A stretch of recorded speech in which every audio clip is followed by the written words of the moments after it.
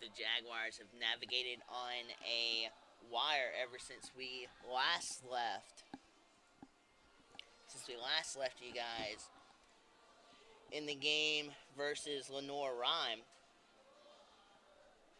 the Jaguars took the fall at Georgia College in the first two ball games. The first game was an excruciating loss, 1-0. Then the Jaguars were clobbered 12-5. They did wind up salvaging the third game of that series, 13-5, and then at Valdosta State, they snuck by Valdosta State with a win to accumulate to a 500 record since their last home game at Lenore Rhyme, and that places their overall season schedule or season record, at 17-23, 18-13 in the Peach Belt Conference, and they navigate to Lake Olmstead Stadium here in Augusta for the final weekend homestand of the regular season. Now, we do have one minor adjustment to tell you about. The Jaguars will be playing this game at here in a couple of minutes. Initially on the schedule, we had a doubleheader set for Sunday. That ball game has been cinched back in to Saturday. And here Saturday, our Lake Olmstead Stadium has an event going on during the time of the games on Saturday. So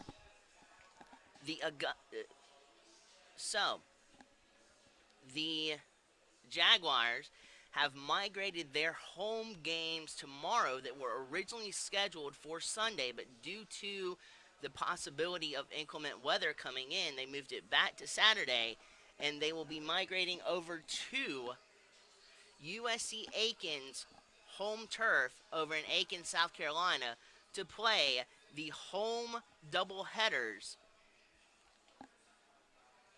for tomorrow. And the first game of the double dip tomorrow will anchor in at 3 o'clock, and then the next game is slated for 3 hours later at 6 o'clock. And again, they will be playing in Aiken, they will be playing a home series in Aiken tomorrow due to the event that's being held here at Lake Olmstead Stadium tomorrow afternoon. There also will be video tomorrow as well, but unfortunately, the Jaguar Radio Network the Jaguar Athletic Network will not be carrying those games. Who will be carrying those games, however, is the Aiken Pacer broadcasting crew, and they will have those videos up on their YouTube channel. Now, there will be links to those videos for you guys to watch on AugustaJaguars.com. Again, the Jaguar Athletic Network will not carry those games tomorrow, but they will be visible through USC Aiken and their YouTube athletic page, and we will have the links up for you tomorrow afternoon to tune in to those ball games. But for today, as we migrate closer to game time, shoot on in and tell you about some starting lineups. For the Lander Bearcats, they come knocking on the door calling at a 19-25 overall record and a one game below 500 Peach Belt Conference record at 10-11. They currently stand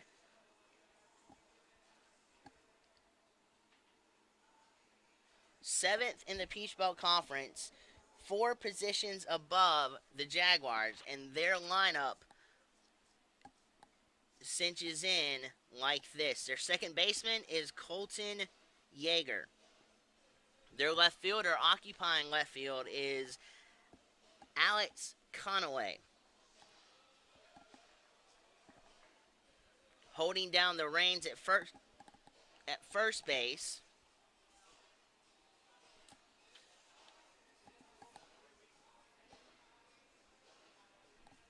is Nathan Schreikengoss. Their shortstop, roaming around in the shortstop position out on the field, is Bale Connell. Displaying his arm out in center field in the top half of the 4th inning will be Alec Powell. Then Carson Jones takes over the reins in right field. The DH for the Lander Bearcats is Reed Gray. And resuming duties over at third base for the Bearcats is Mason Dodd. The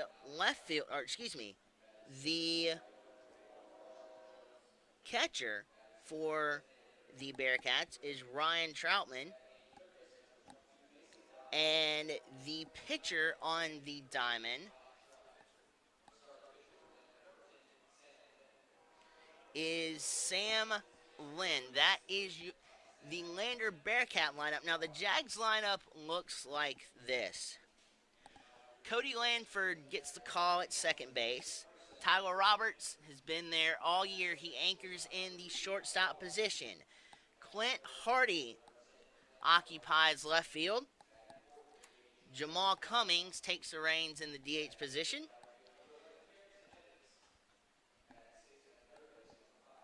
Really good clutch hitter for the Jaguars. Carrington Evans is centered in right field.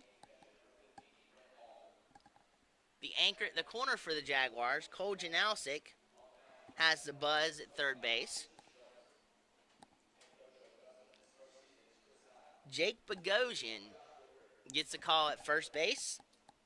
Brent Alford resumes catching duties and calling the game behind the plate. Jim Wagner occupies center field, and the Jaguar pitcher on the mound for this Friday afternoon baseball game will be Tristan Jones. So in about 4 minutes, we will anchor in the first game of the final home series for the Augusta Jaguars. Now, we do have one final home game here at Lake Olmstead Stadium on Wednesday. That is where the video on the Jaguar Network will resume on Wednesday for the final home game. But as we get set for baseball, we will see you on the flip side.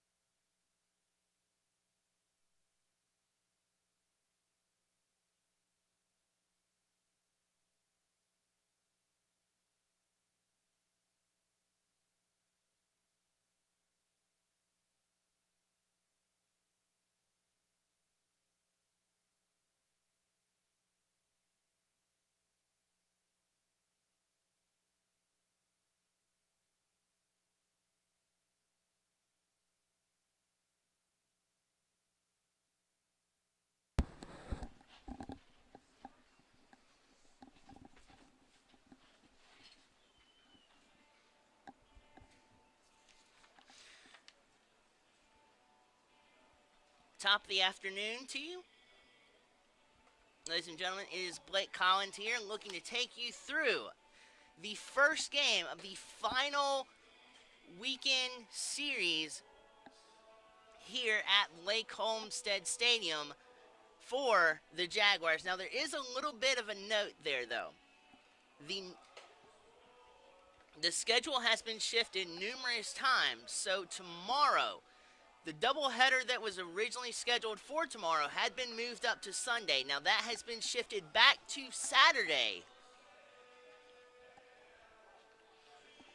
And that shift comes at the discretion of an event that is being held here tomorrow at Lake Olmstead Stadium that is not any school-affiliated event nor anything like that. So the games that have been moved to tomorrow, they will emanate from USC Aiken's home turf tomorrow in Aiken, South Carolina. So the Augusta Jags will play a double dose tomorrow in USC Aiken's home turf as the home team. And they, in those games, anchor in at 3 o'clock, and the second game of the double dip comes calling at 6 o'clock. Now, the Jaguar Athletic Network, due to not necessarily knowing how the field over there is run, the Jaguar Athletic Network will not carry those games, but there will still be video available as the USC Aiken broadcast team will be calling those games, and they will be on their YouTube homepage. Now, we will have links up at the Jaguar at AugustaJags.com for you to tune in to those games. The Jaguar Athletic Network will be back with you guys Wednesday for the final home game here at Lake Olmstead Stadium of the season.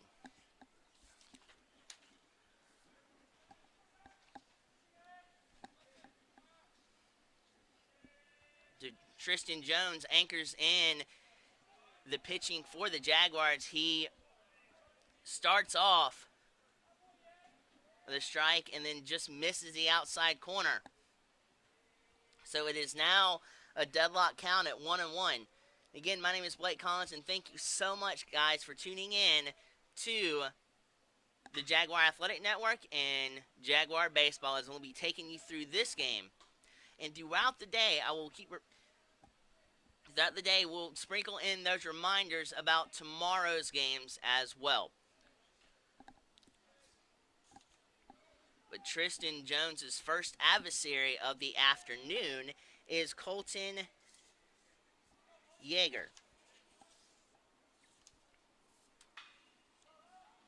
He's out of Jacksonville, Florida, and he is a freshman shooting in to the ball game for the Bearcats as the first batter to kick off this ball game.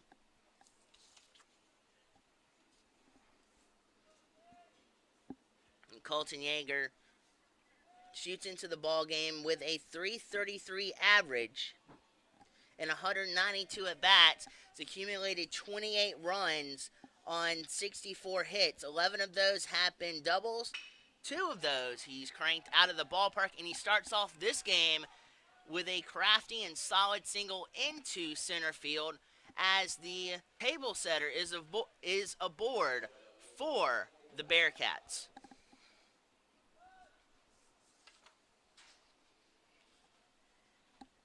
And that will give way to Alex Conaway to see if he can maneuver Yeager over to second, or see if he can knock him in to create the first run of the ball game. Tristan Jones, however, has other ideas as he ventures over to first base to try to pick off Yeager. To no avail, though.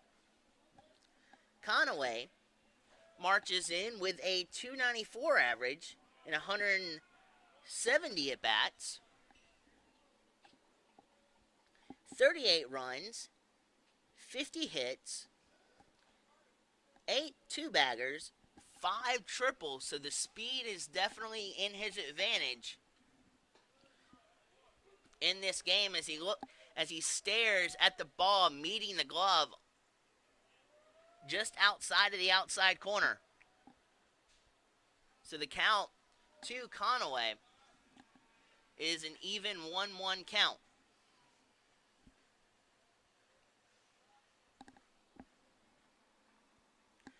Conaway also has a 506 slugging percentage. He's been hit 5 times, but he also has an educated eye with 22 walks.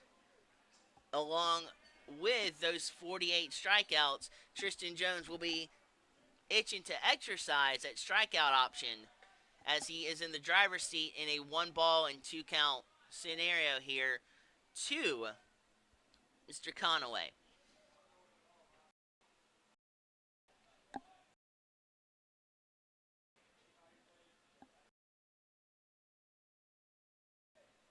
Tristan Jones sets back in his starting stance, looks at the sign, gathers it, and is ready to deliver. A changeup outside corner had Conaway out on the front foot and confuses him with the changeup and sets him down swinging as he will now trek on back to the dugout for the first out. Now the first baseman, Nathan Schreckengast, is at the dish now.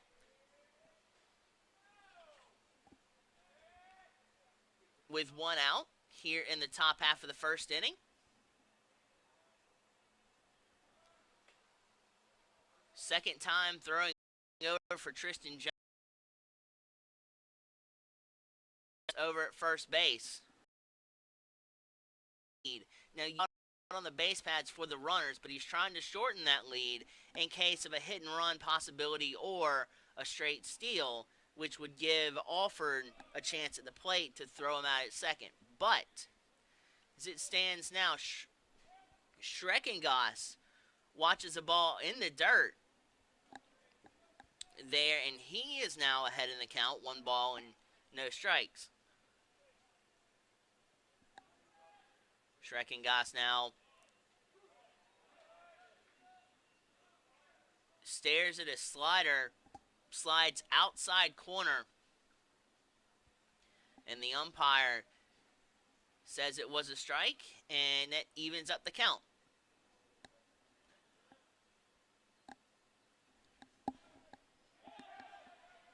Tristan Jones tries to pick off Yeager one too many times.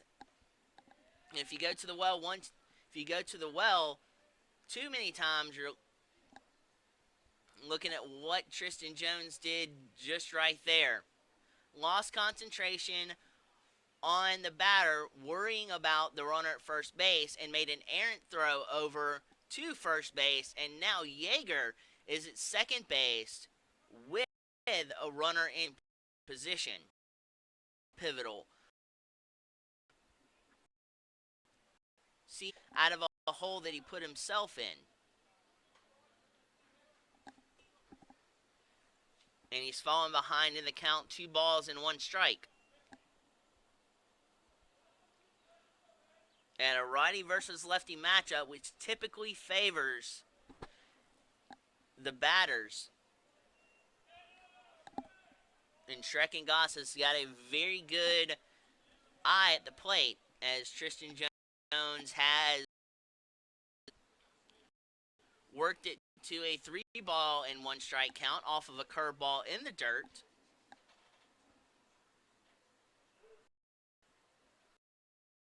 Jones comes, sets, wheels and deals. A fastball nails the outside corner. So with a full count on the dials here at Lake Olmstead Stadium, a payoff pitch will be ensuing.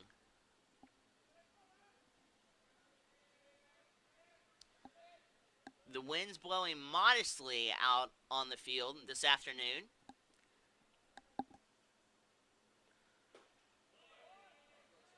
Fastball just a touch low there from Tristan Jones.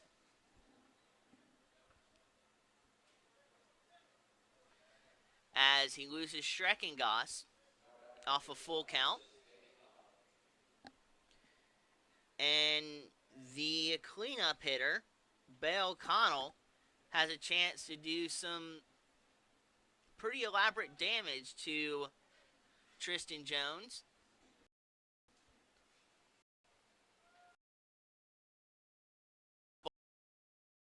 Outside. The umpire says it did nail in the outside corner.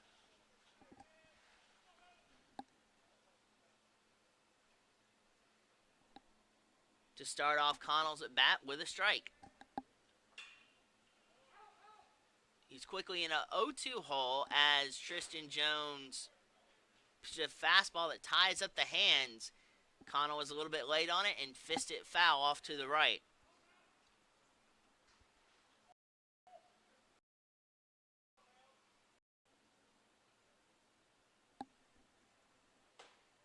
High fastball looked like a meat pitch to Connell, so he offers at it, but it turned out to be a baseball, and Connell goes down on strikes.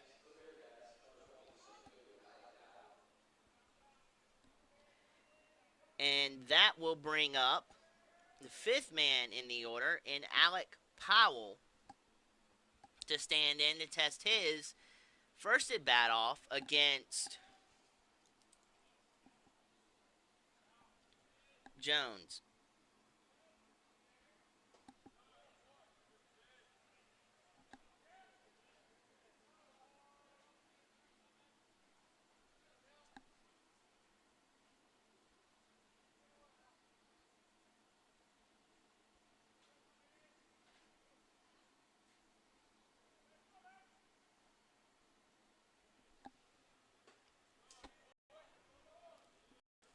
His offering is a tad too low, so it is now a 2-ball and no strike count. And he has torn through the Bearcat lineup, mustering up 2 outs. He's been in a bit of a pickle with a runner at second base and first base for the last 2 batters.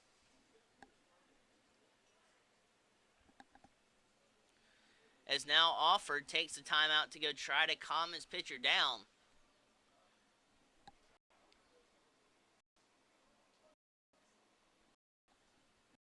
A little bit more of the of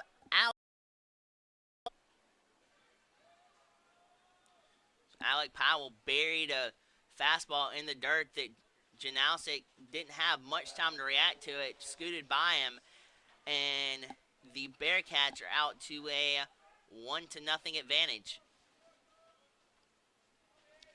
And Jones is now his objective is to minimize the damage and not let any more runs come across. Starts him out with a curveball instead of a fastball, had him out in front, and that's belted foul over to the.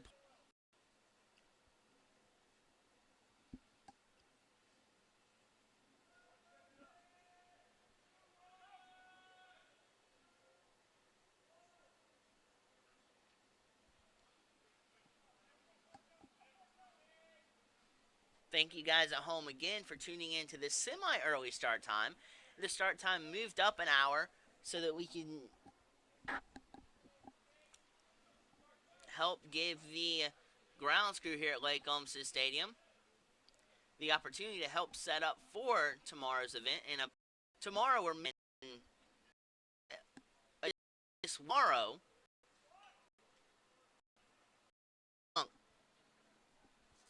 Carson Jones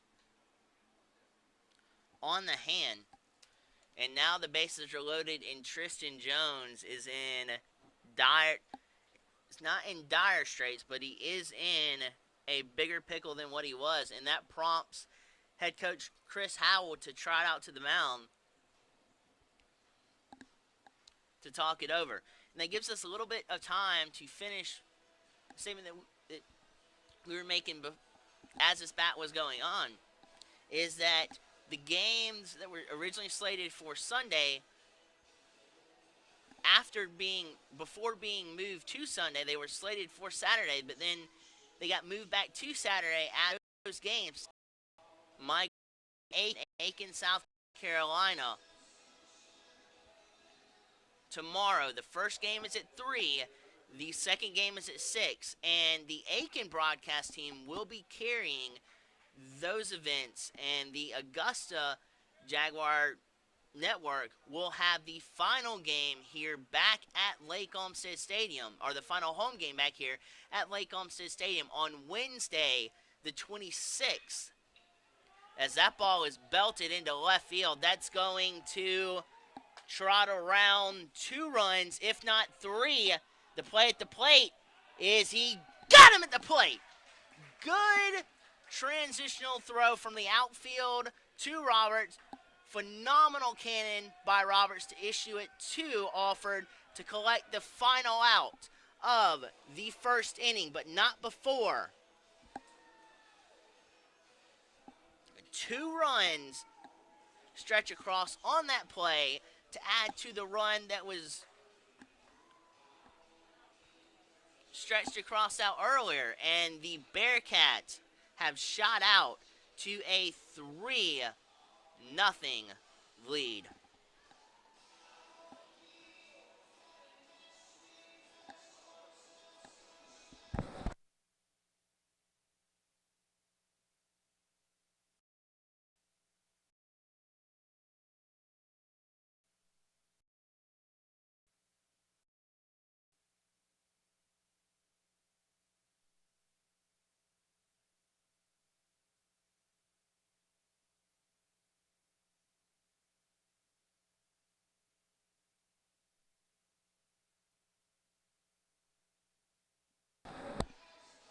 There will be video for the games tomorrow as the Aiken broadcast team will be carrying those games, but we will have links up at the AugustaJags.com for you guys to tune in to tomorrow's ball game. And again, we will be back with you here at the Jaguar Network on Wednesday the 26th for the final home game of the 2017 baseball season here at Lake Olmstead Stadium for the Jaguars. So be tuned in for that, and thank you also for joining us here this afternoon at a semi-earlier start time at 1 o'clock.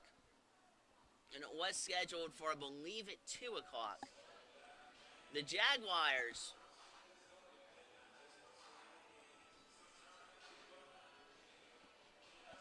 have some contact to put on the baseball to migrate back into this ball game, trailing by 3 runs in the bottom half of the first inning, as the second baseman, Cody Lanford, gets the table setter spot in the lineup for the Jaguars.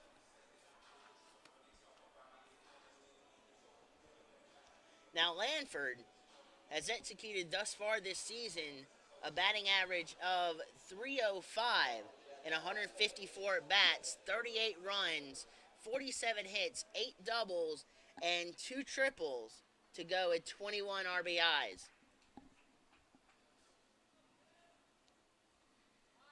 The hurler on the mound for the Bearcats is Sam Lynn, as his first offering is a strike as the bunt was pulled back, but the ball found the glove in the strike zone, so it is a leadoff strike. Fastball doesn't find anywhere near the strike zone this time around, as it deadens the count at 1-1.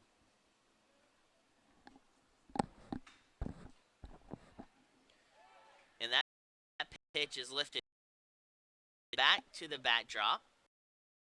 2 strikes.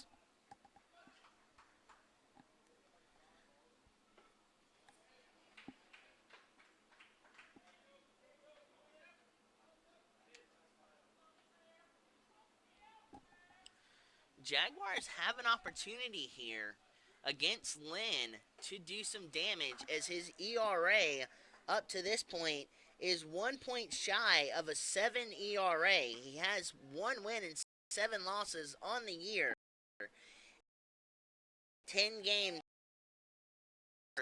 or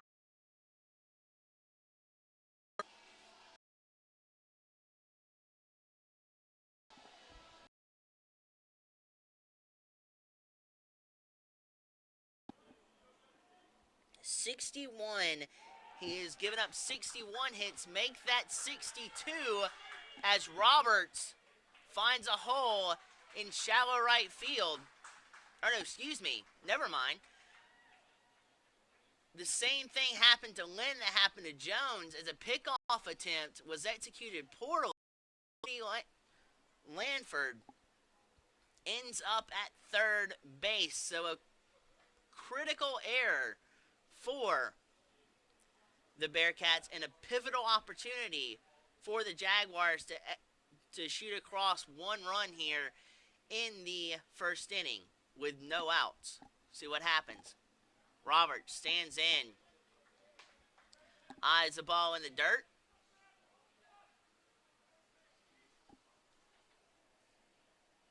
To start the at-bat off with a ball.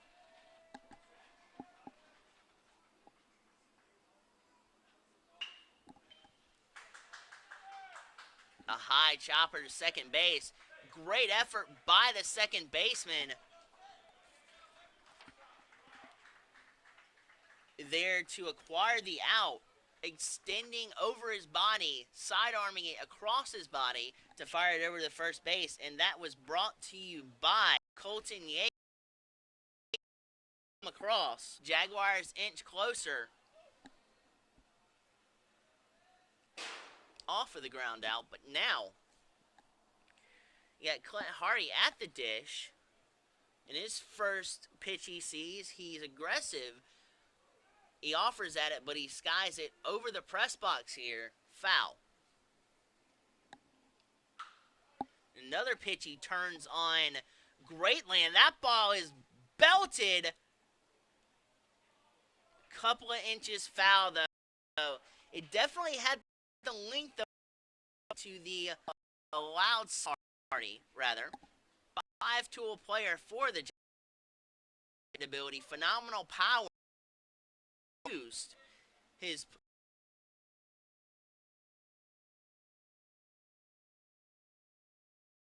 displaying some Lanford, who migrating to cross the, and now you have the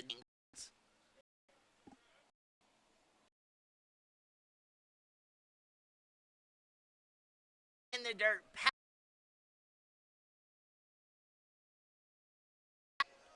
Have your cleanup hitter.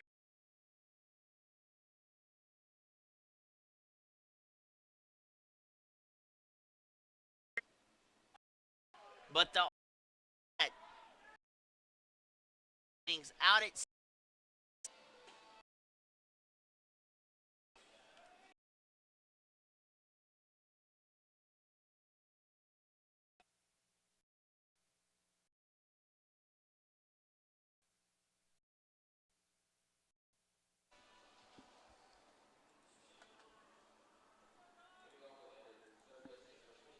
Tristan Jones is out for his second inning of work, but after a rocky first inning with dishing out 3 runs to the Lander Bearcats off of their bats. Let's see if he can settle in here and set down the side, but he's got a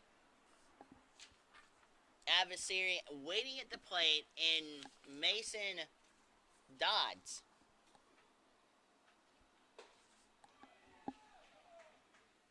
And Dodd initially stares at a ball a little bit inside, so the count is 1 ball and no strikes.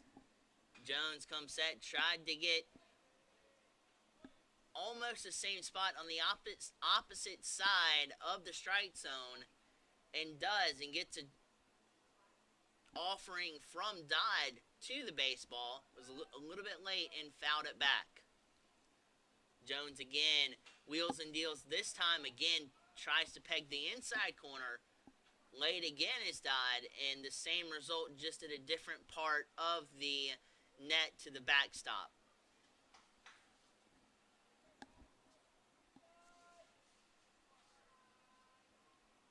So Jones is now in the driver's seat. See if he sets up Dodd here. Fastball up. Doesn't get an offering at it as it just, Dodd watches it hit the glove. And so it is now an even count. And strike three call. Outside corner. Buried a fastball in the outside corner. And Dodd is sent packing back to the dugout for the first out in the top half of the second inning.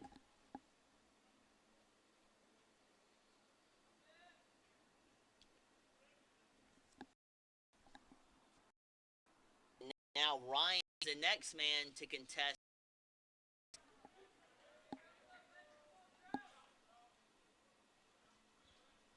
The next pitch dips a little, I thought was a little bit low, but the umpire deems it a strike, and it is now Tristan Jones in the driver's seat with a 0 ball and 2 strike count. And on 3 straight pitches, issues to punch it up to the second inning after a rocky first inning. Let's see if he can get the final out here to sure up all 3 outs here in the second inning. But it now migrates back to the top of the order, and Colton Yeager, and the first pitch he sees is skied toward the dugout of the Bearcats and out of play.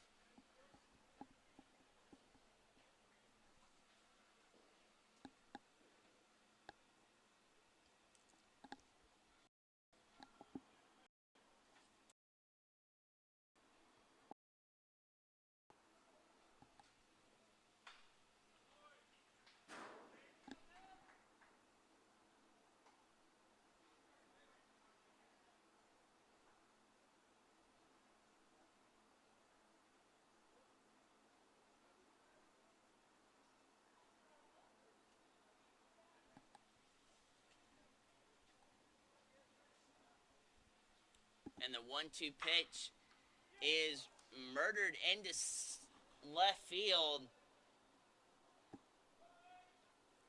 Barely foul over to the left side of the third base line.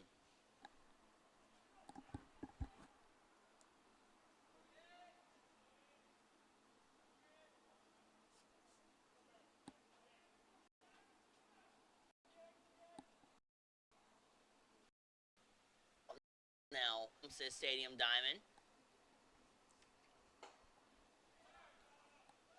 There's Jones. Can't believe he missed that location on the fastball.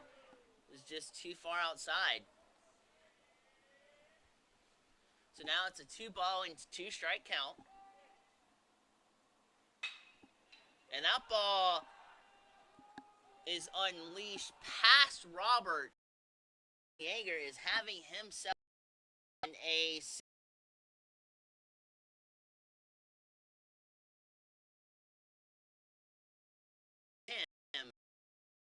thousand.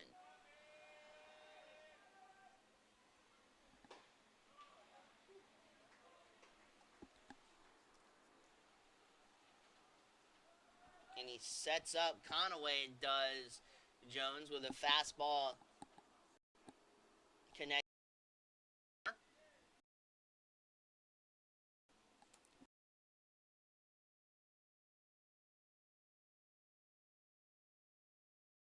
It's a strike. Finish up what we were saying before the pitch, as the pitches were being thrown, excluding all the rest of the averages.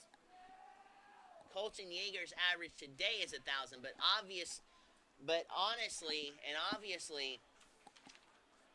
it will up his batting average a lot, as he came into the ball game, did Yeager, with a 333 average, and you can tack on some points to that average to elevate the average. Is had two straight singles, one to start off the game, and one here with two out in the second inning.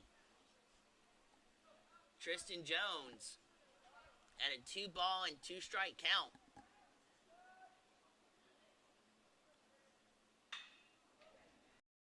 And that ball, warning track, the deep left field.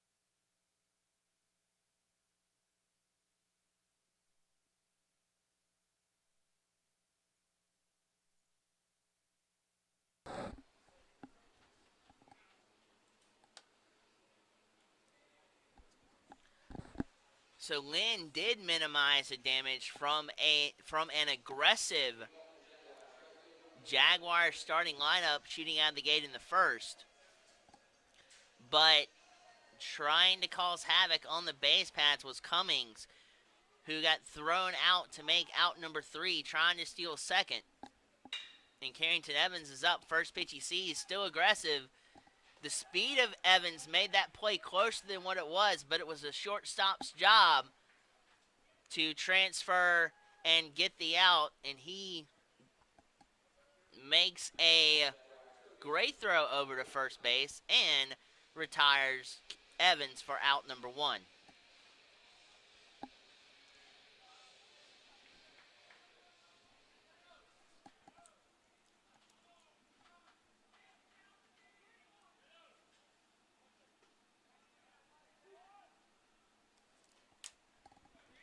Janausic stands in for the Jaguars. He is clutch with runners on base, but he doesn't have any runners out on the pond. However, he gets a ball inside after the last pitch was a strike to Janausic, so it is now an even 1-1 count. We'll make that 1-2 as Janausic rips through a baseball, turns on it, rotates his hips, turns too sharply, and bounces it foul off to the right.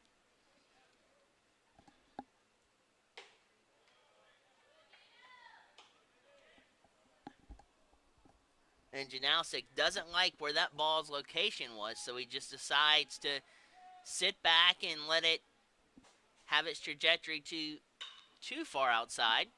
But on this pitch, he does like where the location is and belts it out to left field. But the Bearcat left fielder, Conaway, camps under it for the second out.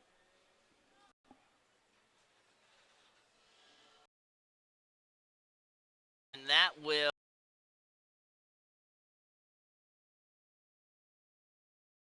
of his start gets past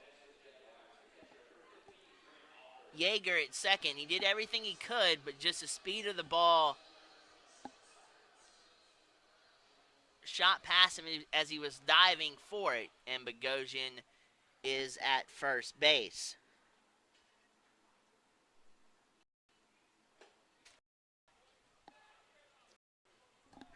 Retrieve, and then as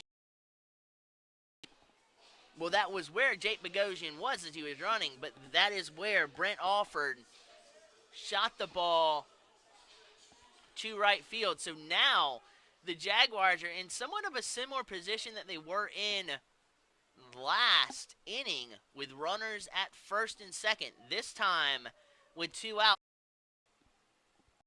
Up, but he finds one and elevates home run. But in the process of turning on the baseball, he could not keep the baseball in fair territory down the first base line. So it is a massive and loud first strike.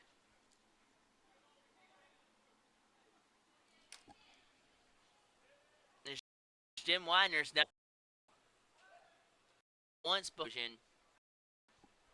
Bogosian doesn't have that much speed to him. For a first baseman, he runs at a pretty average pace, and he's got a 3-step lead on him, but they're still trying to pick him off, worried about him at second, and that could pay dividends for the Jaguars losing concentration, as Jones did in the first inning. So it has happened.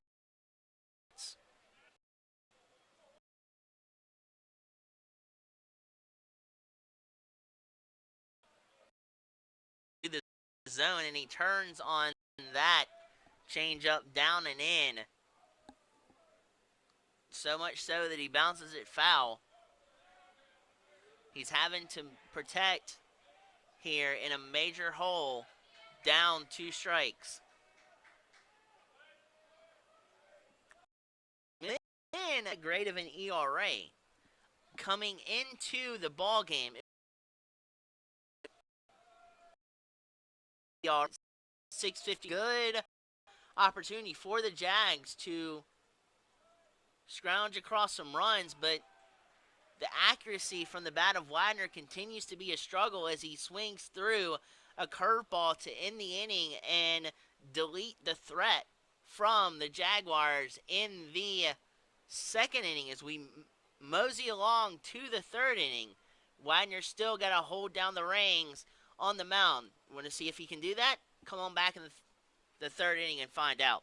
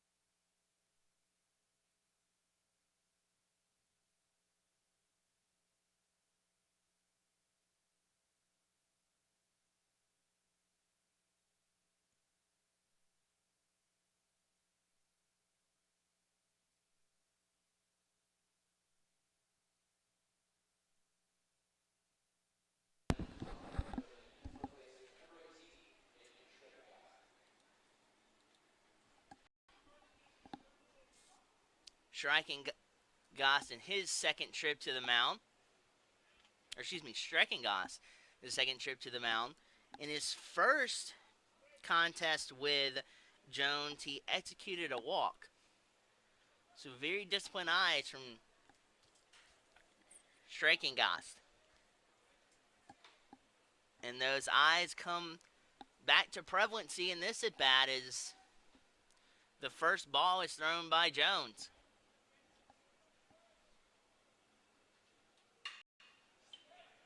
He takes the bat off the shoulder this time, out in center field, catches up with the speed of the baseball and corrals it out in deep left center field for the first out.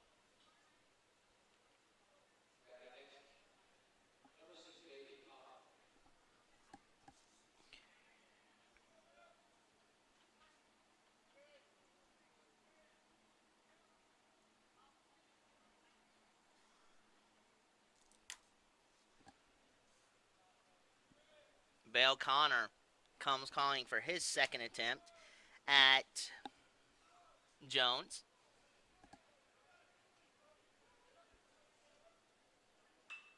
Jones again is settled down nicely after a rocky road in the first inning, divvying up 3 runs to the Bearcats, but since then closed out runs and pretty much the same there. Off the offhand, Connell doesn't like what he sees from the hand of Jones, so decides to sit back on it and let it hit the glove. And a good decision as that ball was escorted a little outside. And that pitch is catapulted into deep center field. Widener's getting himself a workout in. This game is at of the center field wall.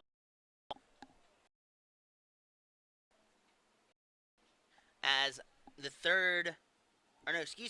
center fielder trades spots with Widener, and he is at the dish now, and Alec Powell. And he stares at a blanket fastball that misses the strike zone.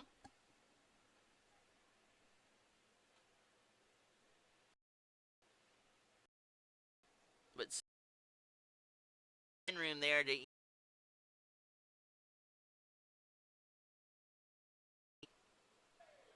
and that ball is lifted into center field. All 3 outs in the third inning were recorded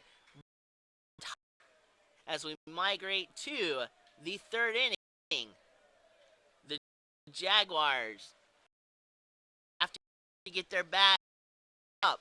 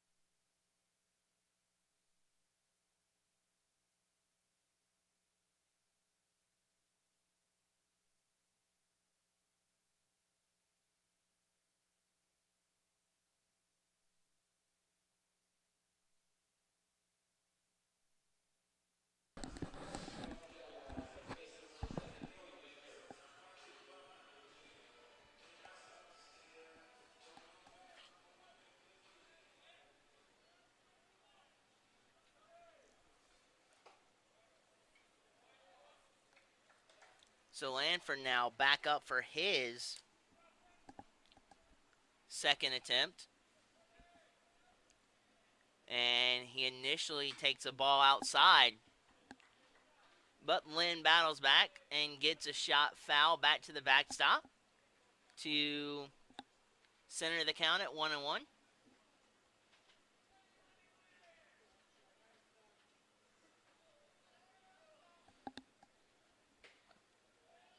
Tried to snap off the curveball, but didn't have much curve to it on the back end. Heading back is at the ball on the back. Nothing but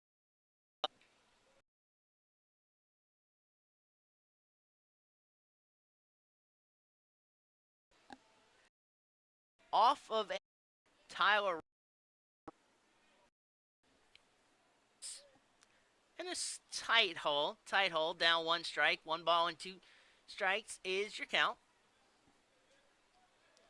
With one out here in the after. Lynn is settled down nicely, executing his pitches really well, having some or fooling some of the Jaguar hitters and striking them out. And on other pitches after the first inning, he's gotten players out in front or late on pitches, and that has resulted in outs. So a good job of mixing up his pitches and having some of the Jaguars fooled and executing outs. But Tyler Roberts is giving him a battle, as that's 3 consecutive balls that he's fouled back.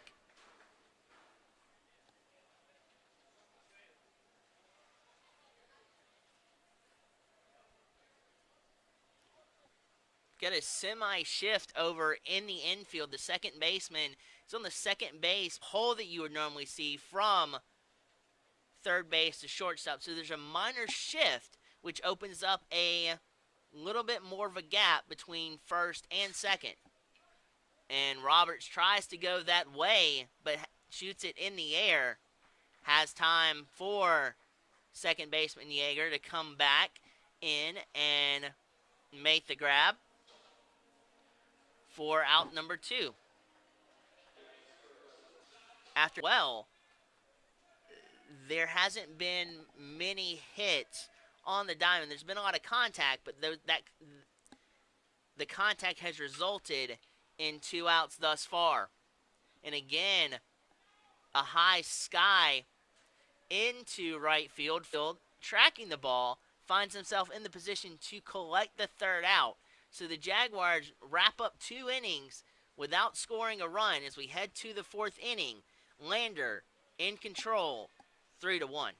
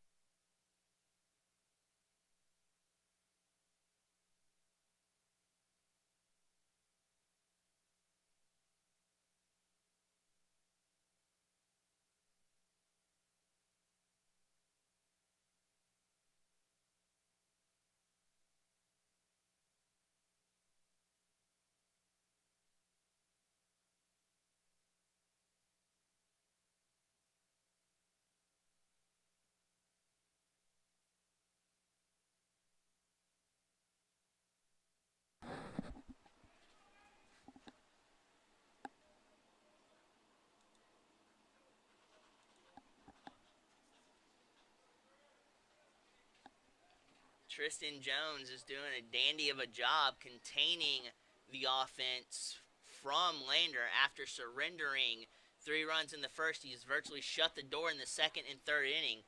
But we mosey on to the 4th inning, and his adversary on the plate is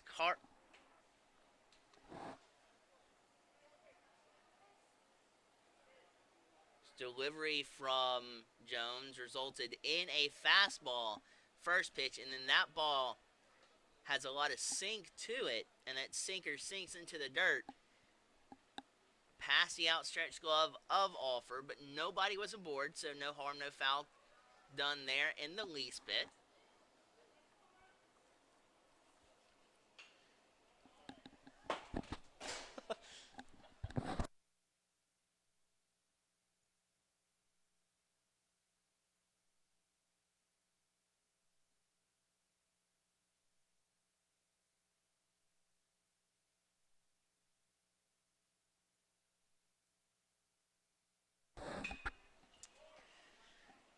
So Jones shoots one back our way. It almost made it up here to the press box. Not quite. It did, however, here, but it didn't hit the camera, side the camera at count, but results into that was sends Carson Jones walking with his head down back to the dugout.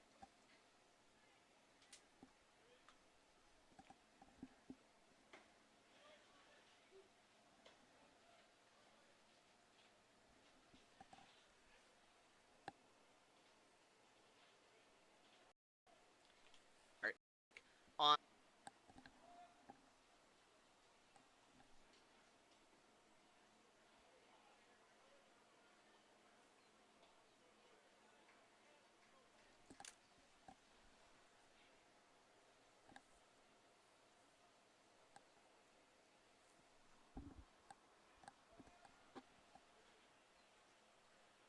And Gray now is ahead in the count. 2 balls and 1 strike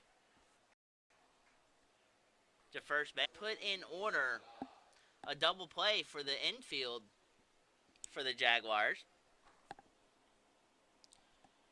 As the third baseman, Dodd, comes up.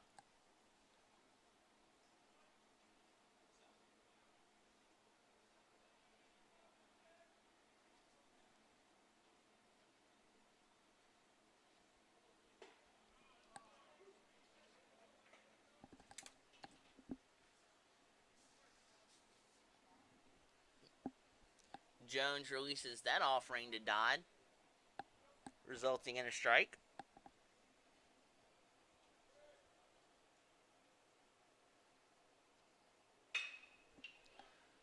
Dodd gets revenge, though, as he centers the ball before Jim tries. And runners now that requires a force at third, second, or first. And also keeps in play a double play. There's a couple of ways you can get a double play out of this, but you would like to get a hard, sharp ground ball right in the vicinity of one of the. Jones does start Troutman off with a strike.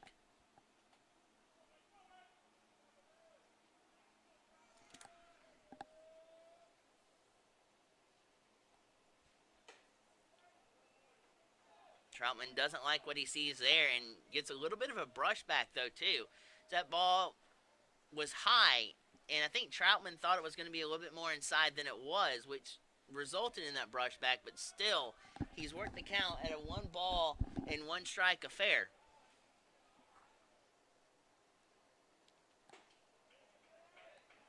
Widener tried to backdoor a slider on the outside corner, but it slid too much outside and could not backdoor the corner. So it is now a 2 ball and 1 strike count.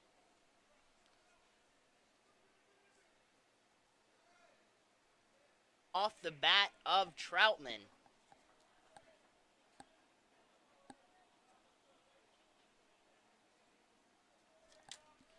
The hard line shot past the diving Janowski. And that set the table for the speed out at second to race around the bag at third.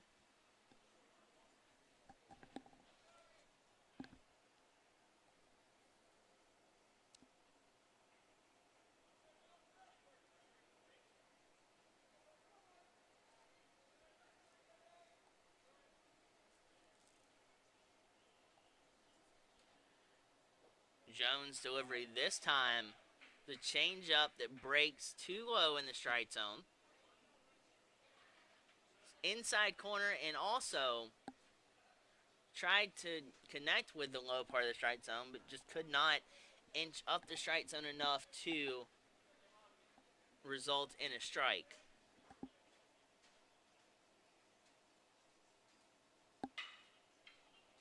Pitch inside that's turned on out into pretty deep left field. Widener plays it, or excuse me, Clint Hardy plays it off the wall. And late, I'm alive, and you can hear some of the.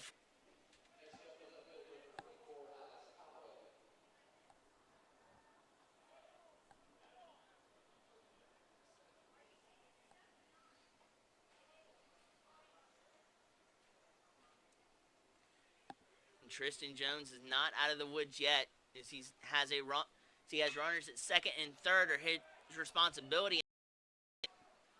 Slot. Alford Cats in 1 Lander Bearcat onslaught here at Lake Olmstead Stadium. And still, Tristan Jones cannot see daylight of an out after recording the first out in the fourth inning.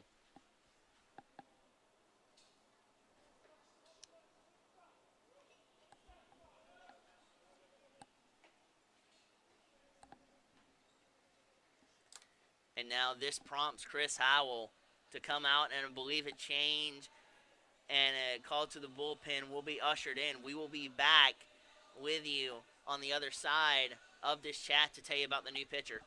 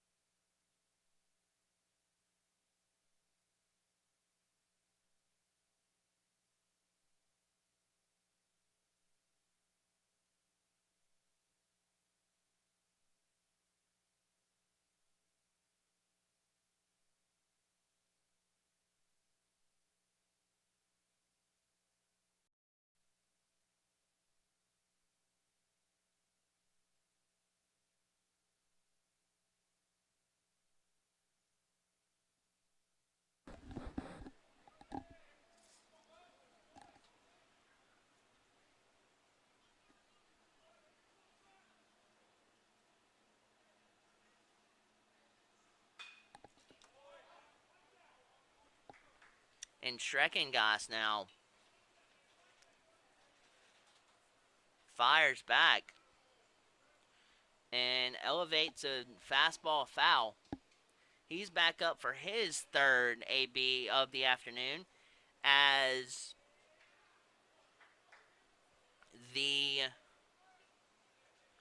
Bearcats in the fourth inning have batted around three times. This has the feeling and the remnants of the game, the Braves game versus the Nationals a couple of days ago, where the Braves lost. It's either 13-4 or 12-4, where two grand slams were hit in that ball game. With his red and their hit of the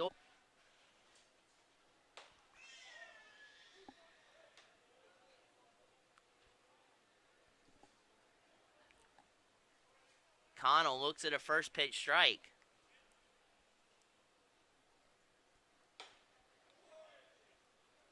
And again, Connell cannot catch up to that fastball.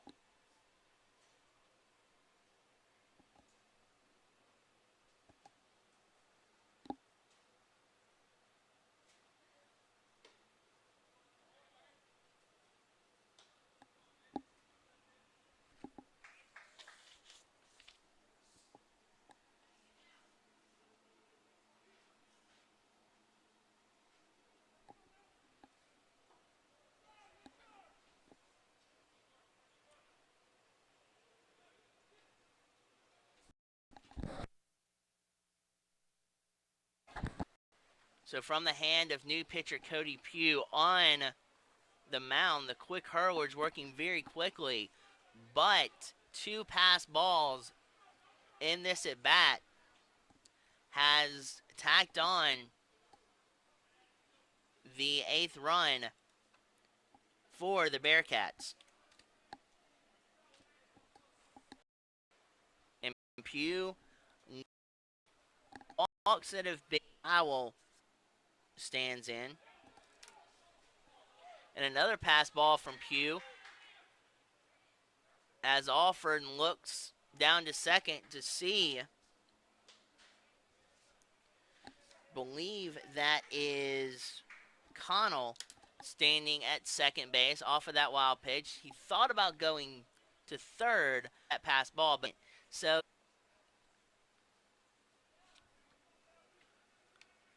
and Pugh also is behind 2 balls and no strikes.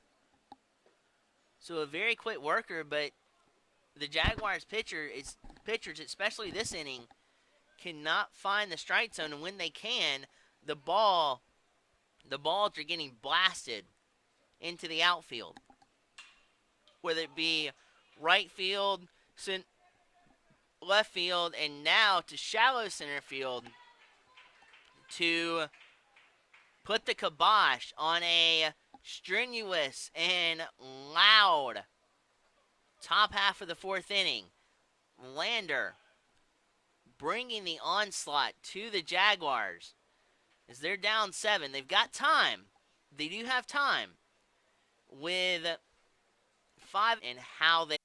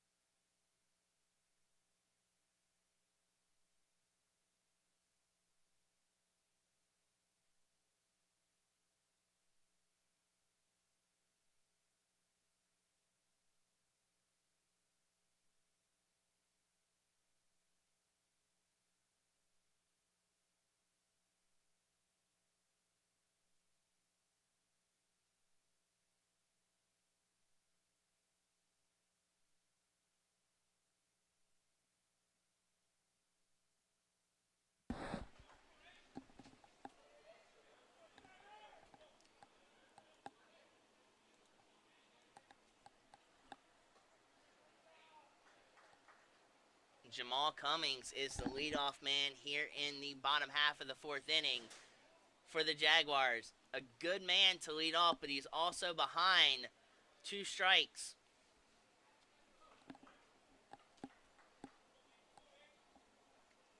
And Lynn is definitely not showing any signs of that 6.59 ERA this game because after that first run he's given up, and a nice play there, a jumping stab by the Bearcat third baseman Mason Dodd. But Lynn has come in and completely shut the Jaguars down after giving up the 1 run in the first inning. And the Jaguars have yet to be able to figure Lynn out. Carrington Evans goes fishing, gets a foul tip off of that.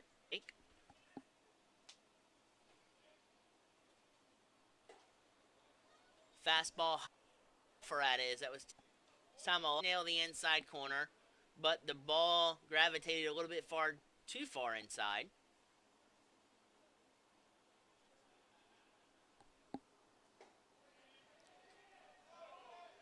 Check swing. The Jag bench has alternative ideas to what the umpire saw, as they didn't want the check. He did go through the plate, up in the dirt quickly, in the not something that you the school of to see now. In his ready stance at the dish, looks at a fastball up high, shoulder length area, almost to the neck. So 1 ball, 2 strike count. Wheels and deals this time. Not shortstop to get to that ball. 2 steps to his left. Corral it, fire it, and fire the rifle over to first. Record out number 3, and that'll set down the Jaguars in the 4th inning. As we migrate to the 5th inning, Pugh and the Jags back in the field.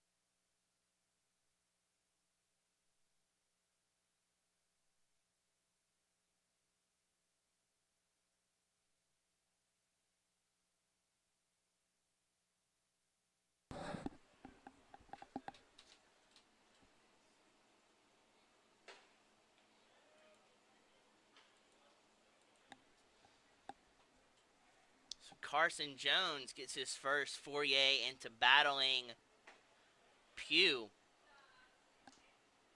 here in the 5th inning in this ball game.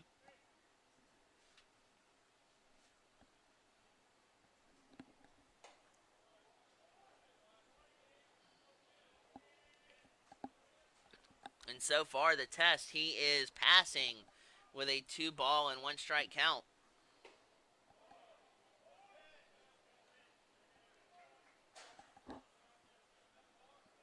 He has an A+ right now with that 3rd ball in the dirt.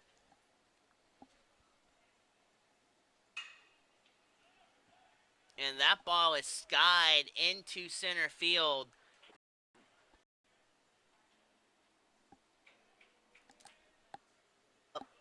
On the day, to his credit, show up as on base. Other one, the trust, and now will reset balls in 2 strikes. Off the bat is going to be the same thing that happened in the 1st inning. Comes back to bite the Jaguars here in the 5th inning.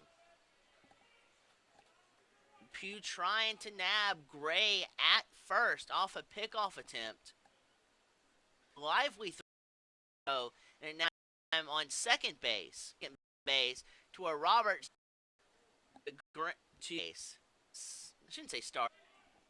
A second out here for the Jaguars. This is still 1 out, but it's in that gray period to where you're trying to get the second out, and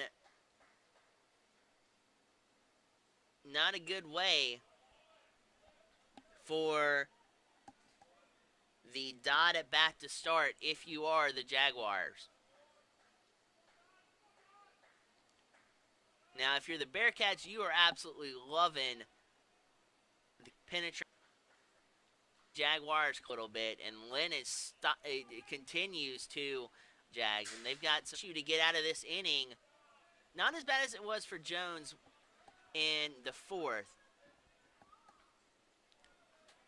but Pugh is in a jam with a runner at second and 1 out.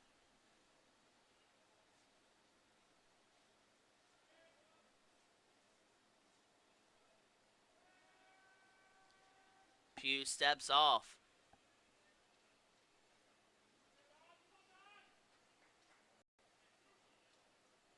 Out. Caught him side corner. Second out recorded in his. And now Trout of Cole.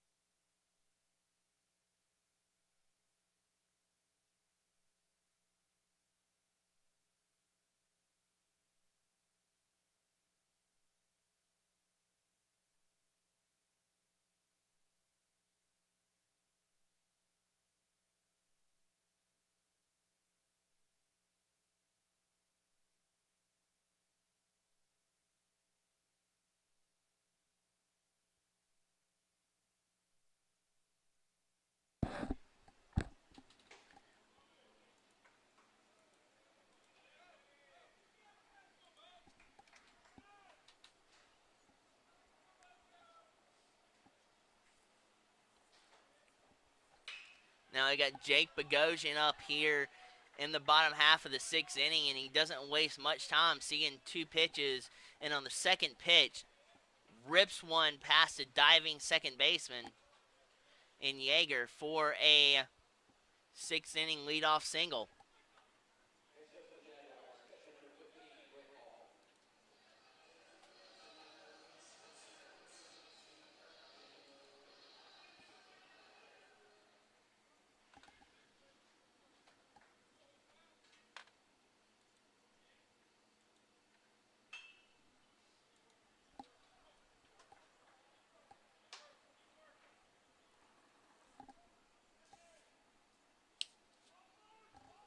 And Brent Offer, the first pitch he sees, is ripped foul back out of play. Second pitch has a little bit more discipline to it as he watches that pitch stretch outside of the outside corner.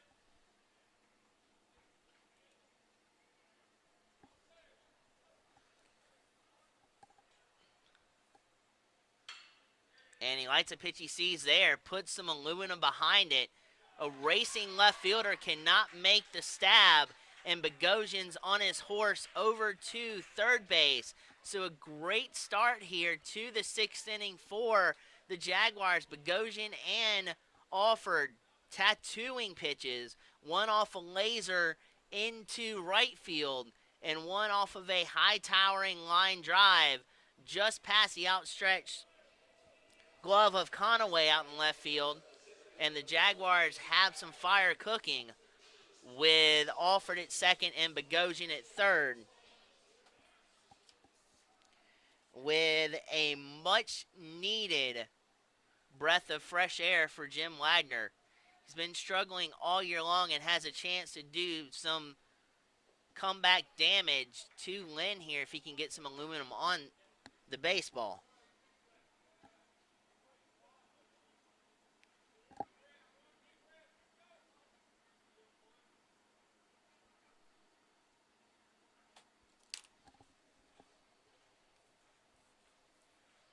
Wagner behind in the count, one strike.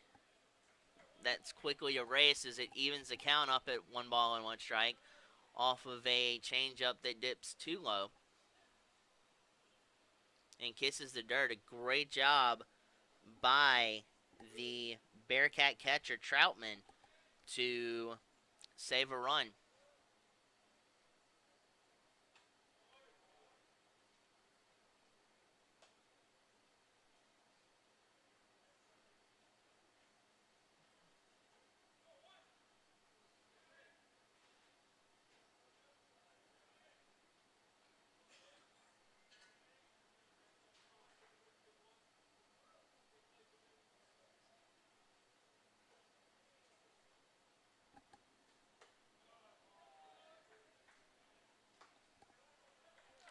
Wagner, after falling behind one strike, has worked his way back 2 balls in front and in the driver's seat, so it's a 3-1 strike count.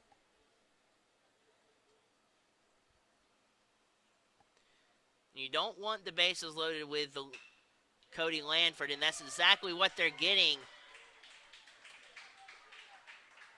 with a base hit, and the bases are not loaded, but a run does come across for the Jags to tack on their second run of the game off the bat of a much-needed single from Jim Wagner.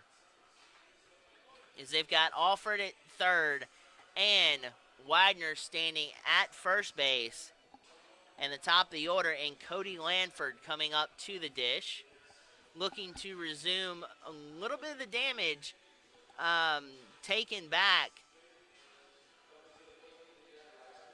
this inning, trying to scrap a lot of the pressure and a lot of the damage done in previous innings by the Bearcats. They're still down by 6 runs, but they're in a firm position for a comeback if they can keep the bats rolling and keep contact on the ball, get base hits, play ABC baseball.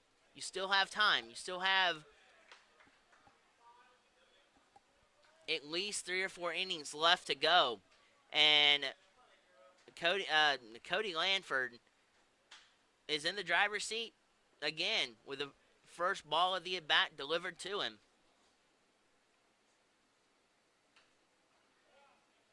Lynn's still out there, but he's in a logjam here with the runner on first and third already giving up 1 run here.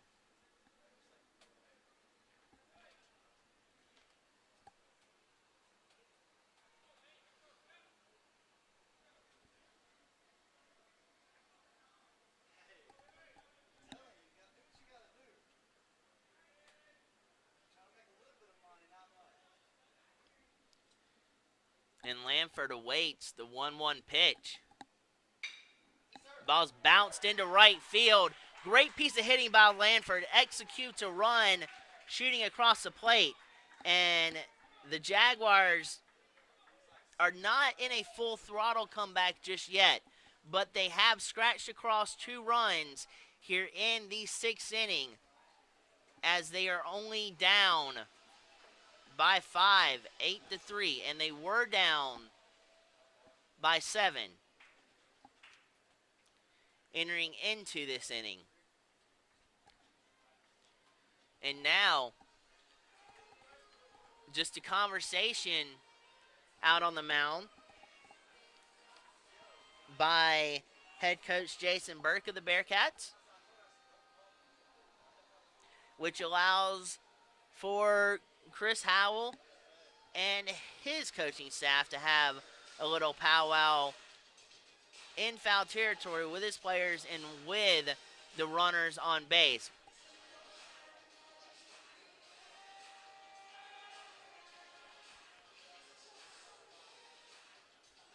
And the umpire heads out to kind of break up the chat and to say, let's play ball here. And now, got Lanford at first.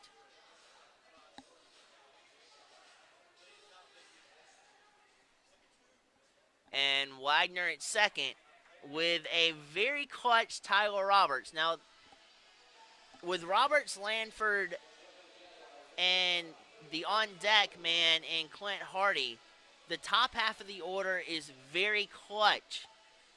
Last season, Roberts and Hardy were extremely clutch.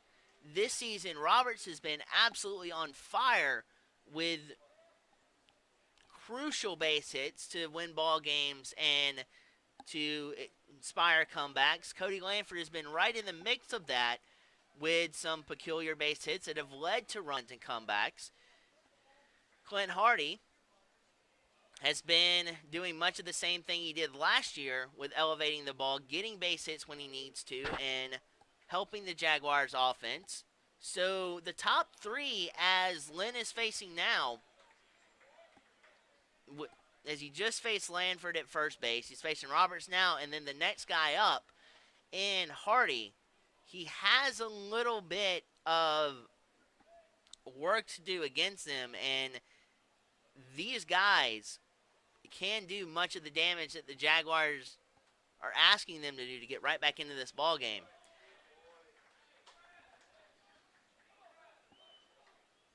As Roberts doesn't take Lynn lightly, and he watches 3 straight pitches in to ball territory outside of the strike zone, so he is in the driver's seat now. 3 balls and 1 strike. And on 4 straight, you have the bases loaded for an individual in Clint Hardy who, with 1 swing of his aluminum bat, could easily make this a brand new ball game with 1 swing of the bat.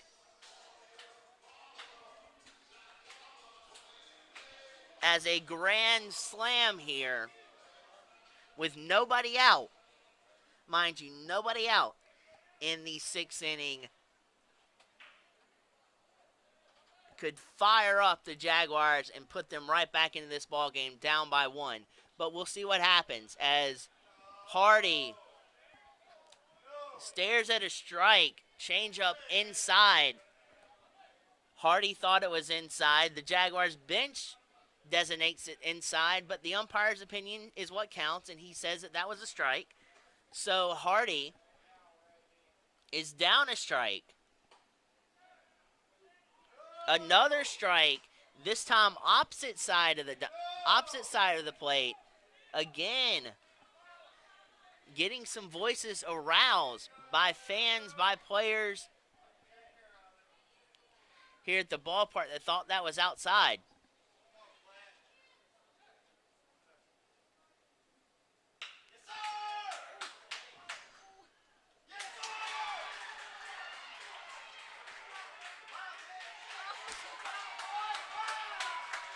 Clint Hardy off of a comebacker to the mound, and a poor decision there by Lynn to go home.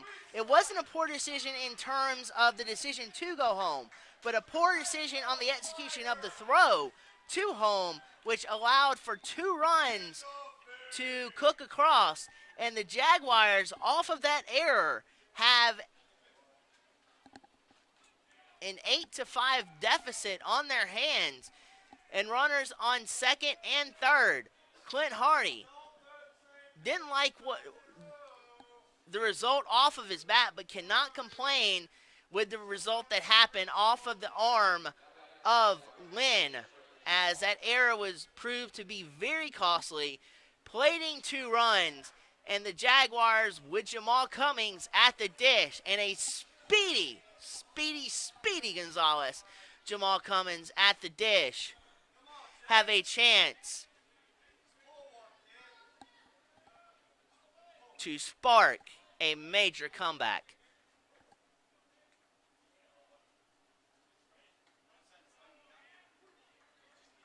Strike outside corner. Good pitch by Lynn, settling back in. Fastball outside corner.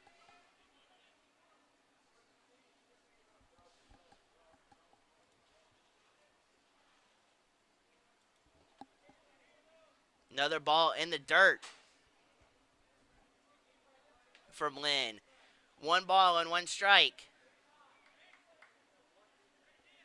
Thank you, fans, again for tuning in to today's ball game. I am Blake Collins, here to take you through the rest of this ball game. We'll tell you about the games tomorrow in a few minutes.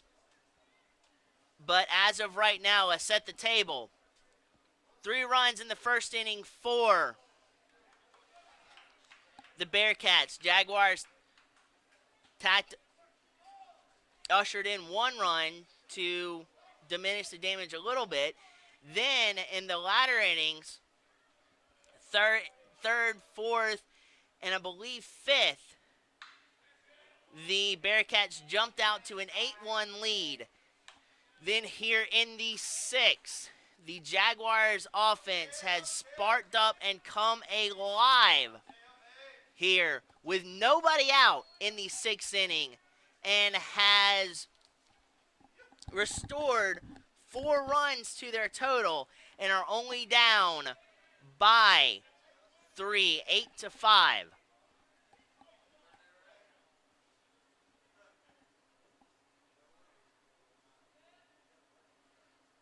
This resurrected offense looks to continue for the Jaguars, as Lynn seems to be getting tired, and there is, by result of the error and everything that has happened in this inning from the arm of Lynn and off the bats of the Jaguars, there is activity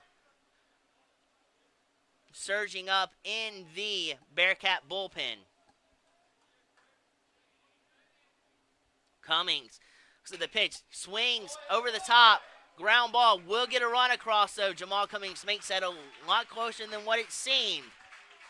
But slowly but surely here, the Jaguars are executing ABC baseball, getting players on, ripping the ball when they have a chance, and it's paying off as they're only down by 2 with a runner in scoring position at third base, 90 feet away, with Carrington Evans at the dish.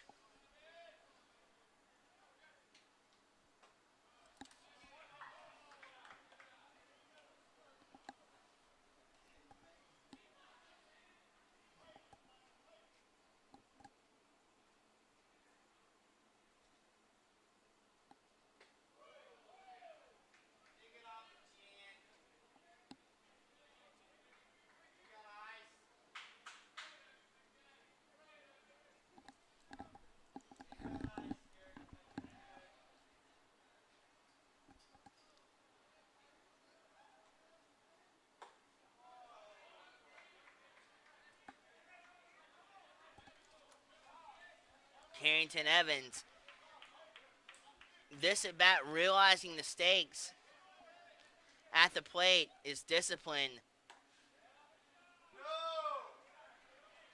Keeps watching the baseball.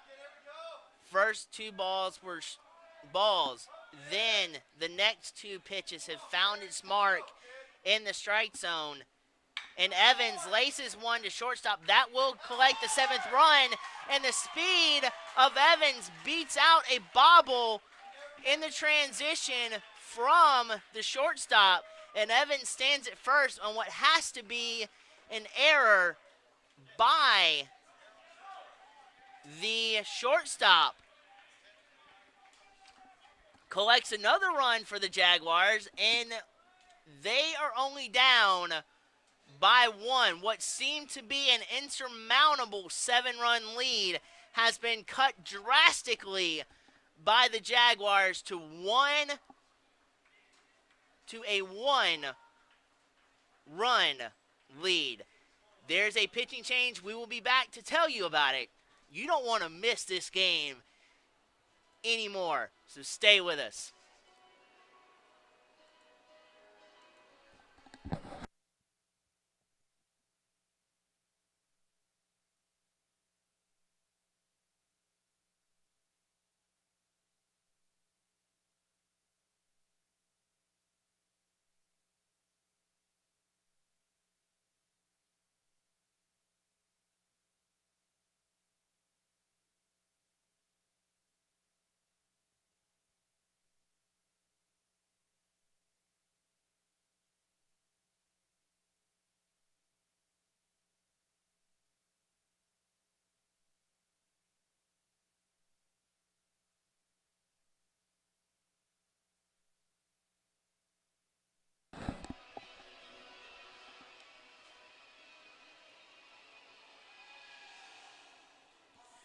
The results of this inning has ushered out Lynn here and has brought a call to the bullpen up in the new hurler on the mound in Robbie Hoyt. Now, Hoyt doesn't have that much better of an ERA to his record.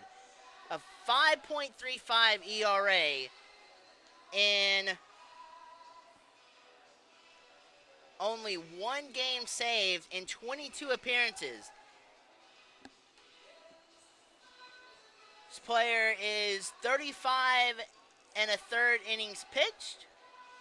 He's given up 42 hits.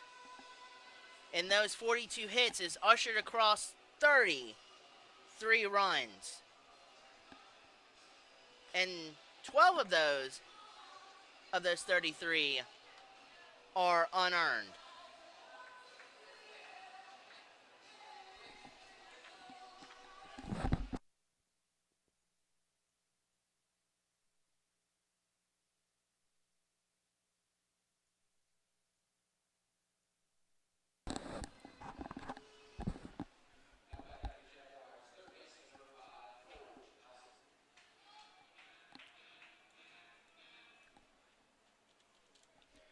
So we're in the 5th inning, mind you.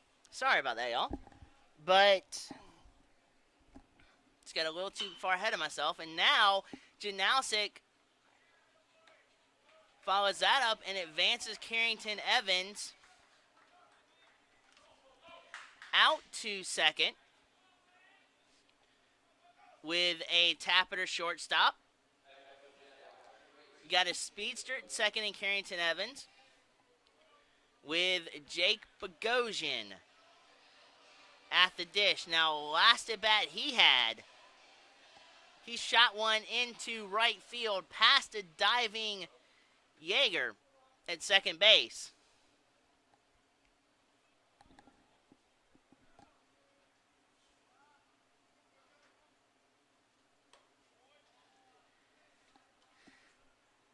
Bogosian stares at a changeup outside. So a little bit of an open stance.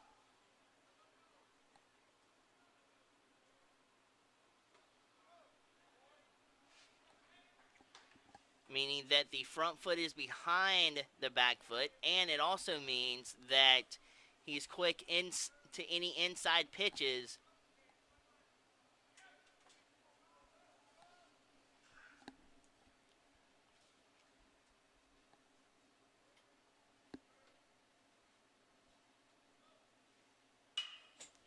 And he launches one to left field,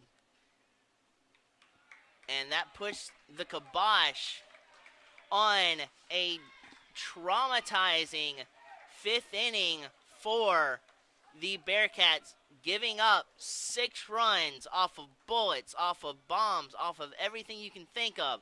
Errors. The Jaguars are 1 run away from tying this ball game up. And with 4 innings to do it, the Bearcats offense has got to come alive to preserve this 1-run lead. We will see what happens as we head into the 6th.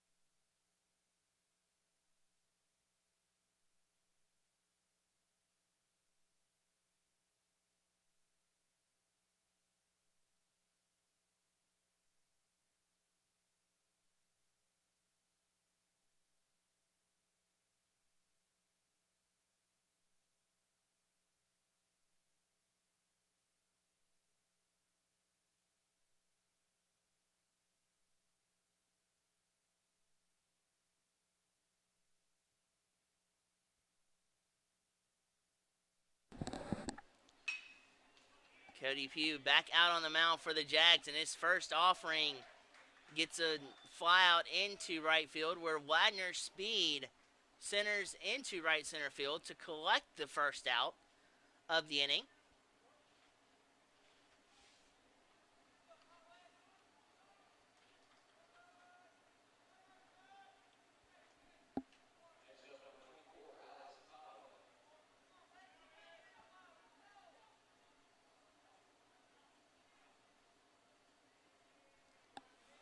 Alex Conaway migrates up to the dish.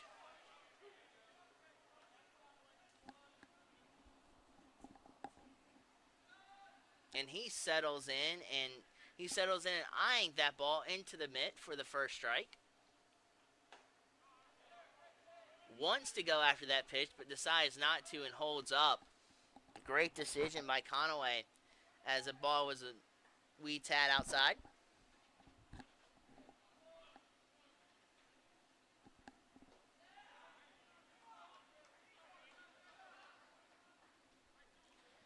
Again, Pugh cannot execute on his location to warrant the second ball of the at-bat. That ball's up in the air, skied back toward home plate. Alford thought he had a chance at it, but it was too far out of play and into the seats.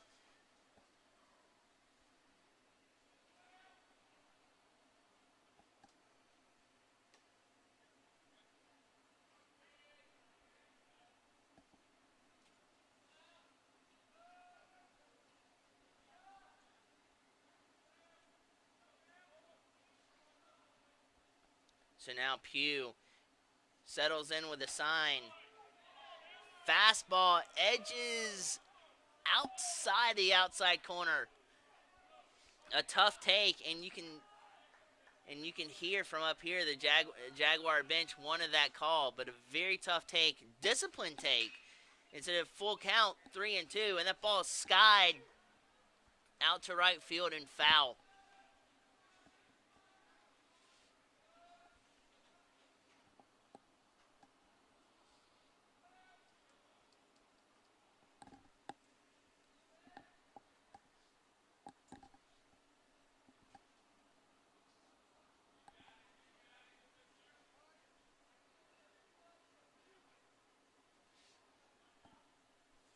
Payoff pitch underway and loses him off a fastball that barely negates the outside corner.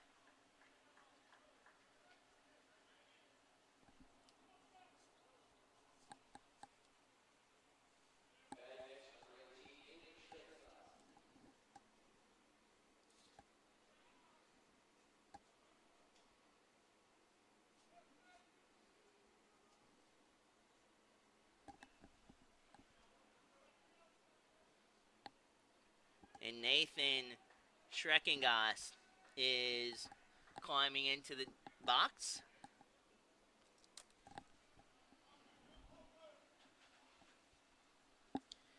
He was a part of a rip-roaring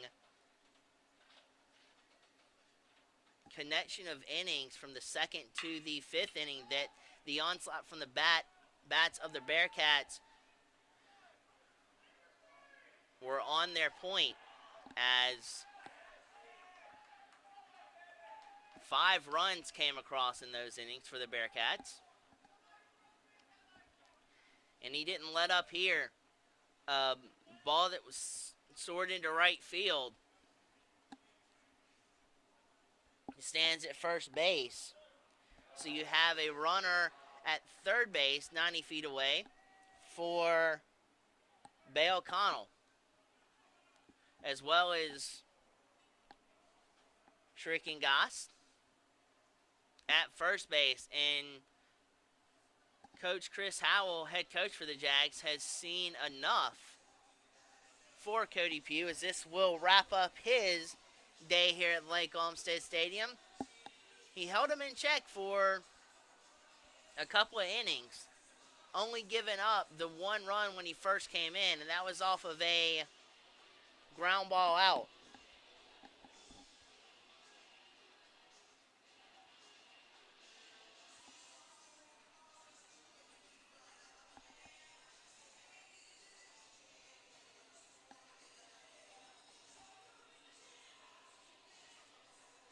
I thought it might have been a pitching change, but they're electing to, and Coach Howe is electing to stick with Cody Pugh, rewarding him for his effort thus far in the ball game, allowing him to keep going.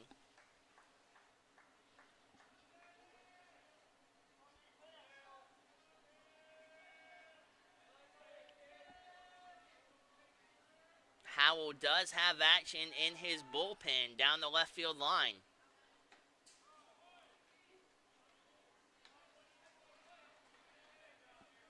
Talking a little bit about how to approach Connell.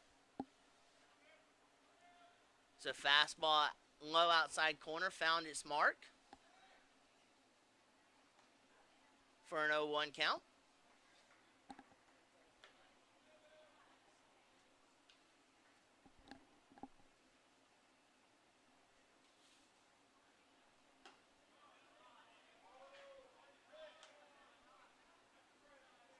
One ball and 1 strike after that offering that doesn't hit the outside corner.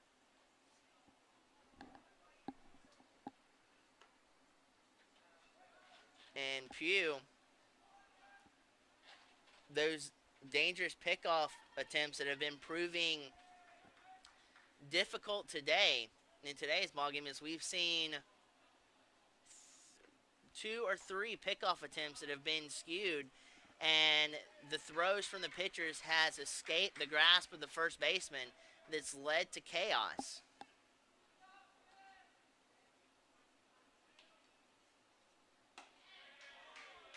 A huge swing by Connell. They're wanting to tattoo that baseball all the way to Broad Street downtown, but could not find money connecting with the bat as he swings and catches nothing but air. And time is called. Connell wants to step out. and rethink his strategy, reset. You don't have very much time from the release point of the pitcher, only about 3 seconds to start your swing and react to the baseball. So a lot of times hitters will just react to the pitch. Some hitters will think along with the pitcher to strategize about what's coming, to strategize about how to combat that, but you only have a couple of seconds to see where the pitch is, see the rotation, and then react to it. As Connell drives one to right field, where Evans is at, gathers it. The run does come across from third, so an insurance run elevates the lead from 1 to 2 as it is a 9-7 ball game here in the 6th inning.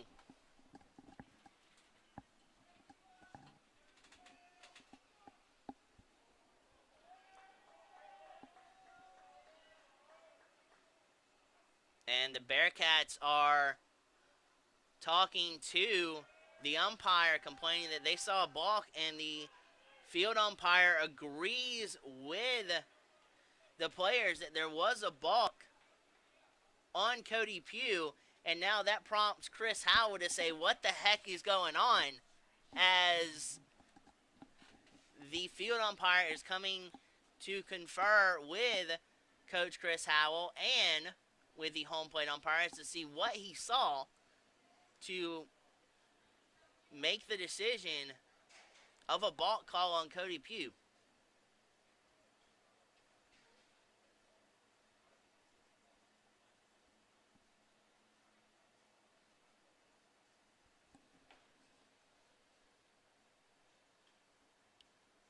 Just wanting an explanation as to what they saw to come to that conclusion,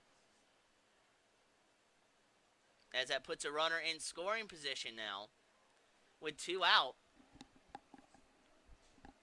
in a 9-7 ball game. It's been offensive fury for both squads here today. An onslaught in 1 inning for the Jaguars, and a firestorm of runs in a couple of innings for the Bearcats. And it's still a neck-and-neck ball game.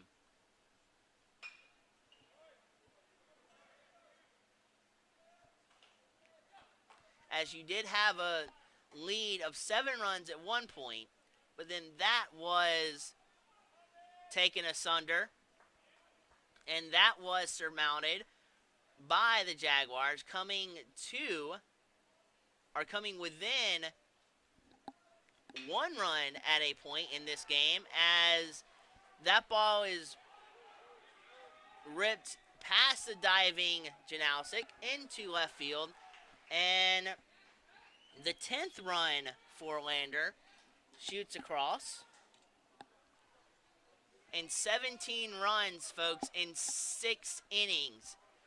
That is how much firepower both squads have brought to today's ball game.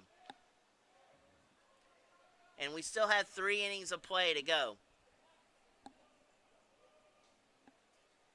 which is plenty enough time for the Jaguars to come back.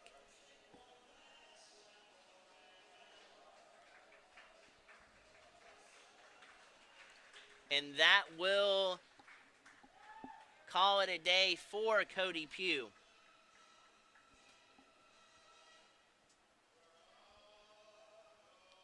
He held the Bearcats in check for the majority of his outing. 1 run towards the initial start a couple of innings ago. And then this inning has given up 2 runs on the board, but the runners on base are his responsibility as he exits.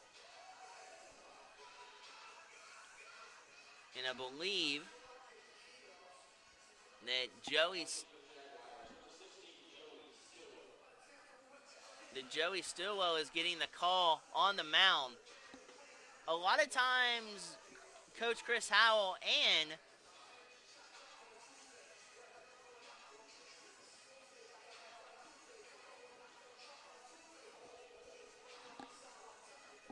an assistant coach for the Jaguars,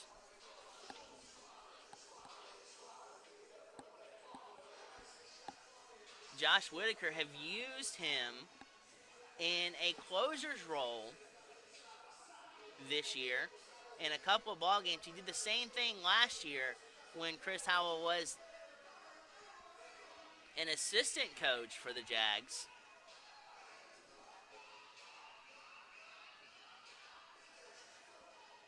He's trying to contain the lightning rods that are the Lander Bearcats bats. Striking for a 10 spot in 6 innings. But the Jaguars have not gone down without a fight and continue to spar with the Bearcats. Riding a bolt of lightning, scoring 6 runs last inning to score a total of 7 runs. And remember, they scored 1 in the first inning and were only down by 2 at that point. They're down by 3 here in the 6th with 9 outs to work with, which is plenty of time for them to come back. It's just executing a game plan and doing so and shutting the door back down on the Bearcats and minimalizing the damage that has already been done by the Bearcat offense. And Stillwell on the mound is just a guy to do so.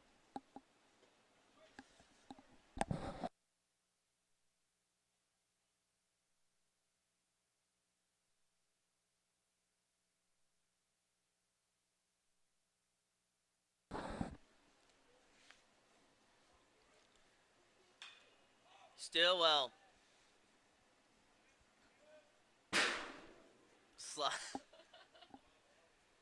slider that misses outside, then a fastball barrels in the heart of the plate, and Lander was late. The ball just hit the trussels right over the top of our heads here.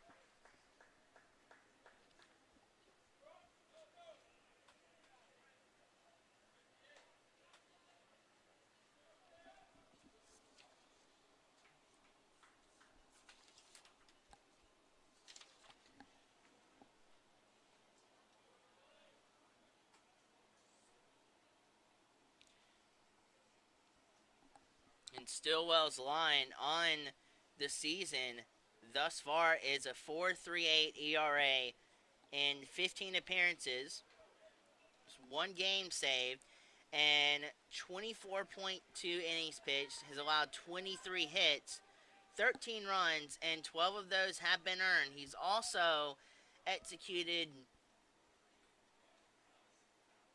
11 walks with 20 strikeouts on the year. He's given up 3 extra base hits with 1 double and 2 home runs. But now he's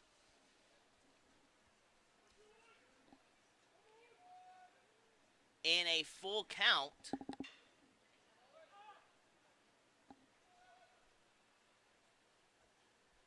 with a runner on second and 2 outs.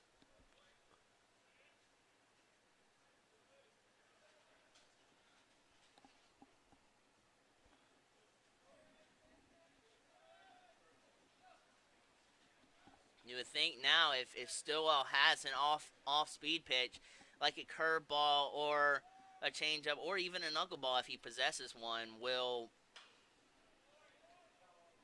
have the hitter out in front and shut the door on this half inning for the Bearcats. But a fastball ushers in a foul ball off to the right of us here in the press box.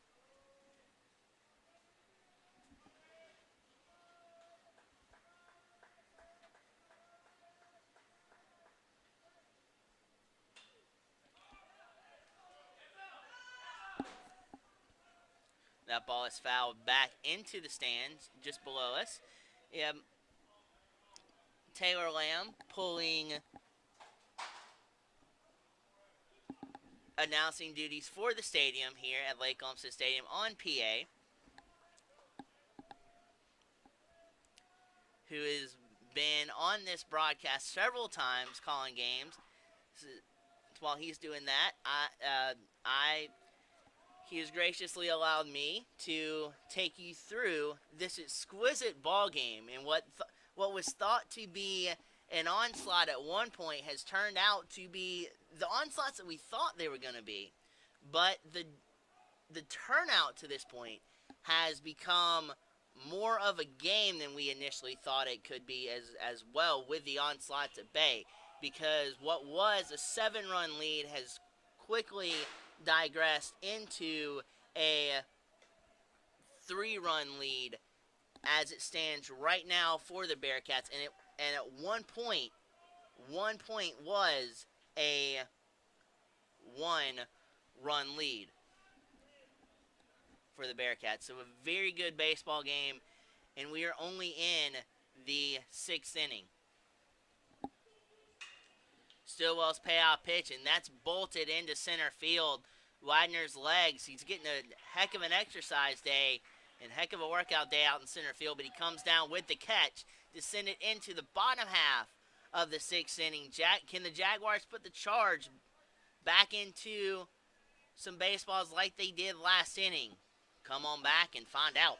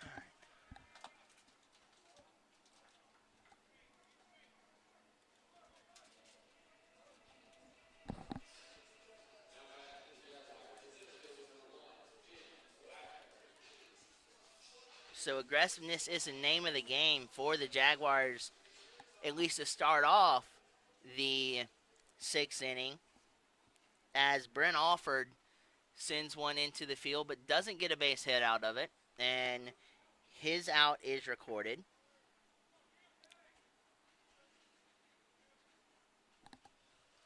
And that'll bring up Jim Widener, who hopefully his last at bat sparked some offense and some contact from his bat. So he has struggled a little bit offensively this season, but he did skew one into left field last at bat, and it did play a run. So hopefully that will ignite his offensive prowess that he can produce. But as of right now, he is in the driver's seat ahead 1 strike. And that's shot out to second. Second baseman cannot make a play on that line drive. He slid, and he could have backhand picked the ball, but he just could not corral it in his glove, and it squirts past him, and a Speedy Wagner is at first base with one out.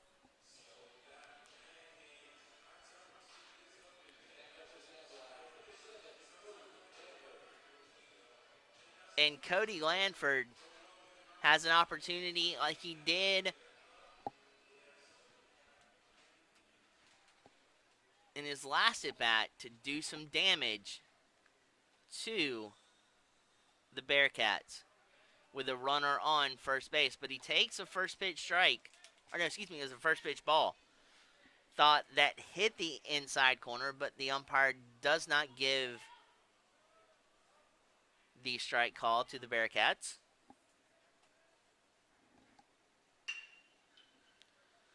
And a double play ball is in order if they hurry.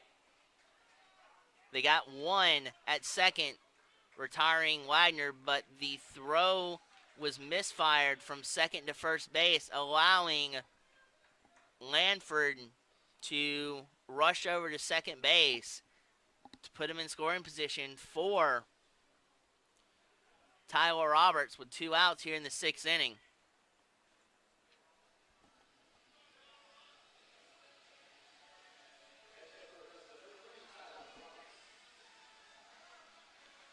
About 3:32 on the dial here at Lake Olmstead Stadium on a gorgeous afternoon. The clouds have been battling the sun, and they have covered up the sun for the most part this half inning.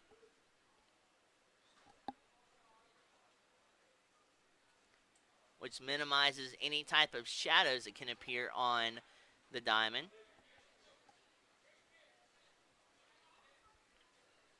And now Roberts is ahead in the count, 1 ball and no strikes. The wind has all but died out in the field of play.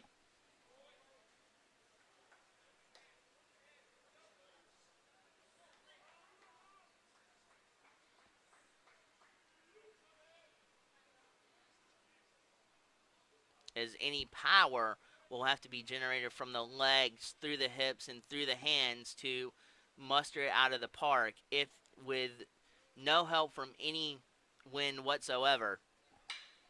As Roberts sends one through the gut, and Cody Lanford right back where they finished off last inning with run scoring opportunities and capitalizing on those opportunities as Lanford shoots across home plate off of a single from the bat of Tyler Roberts, coming up clutch one more time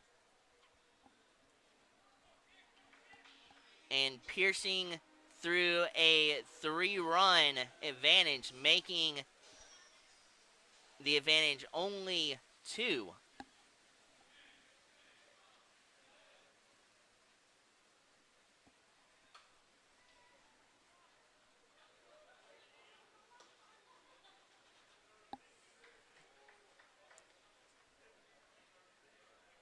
And the armor is slowly but surely fading and breaking off of the Bearcats. But they still have some armor guarding their lead.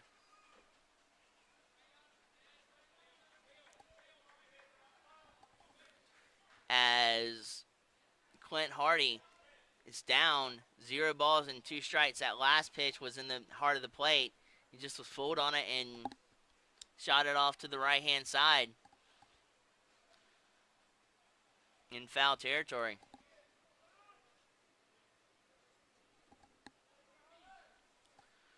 Roberts at first base, 2 down, with a 2-strike hole on Clint Hardy.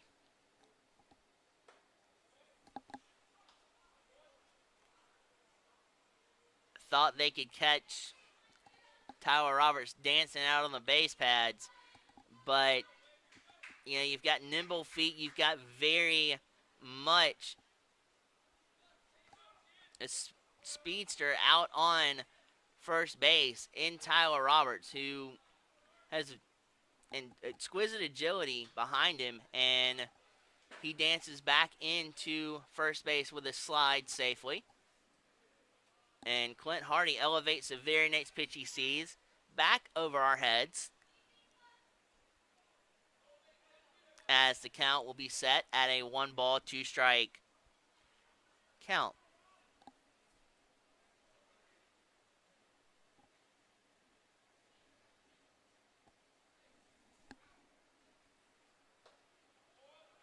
Good eye from Hardy, watching that ball sail outside.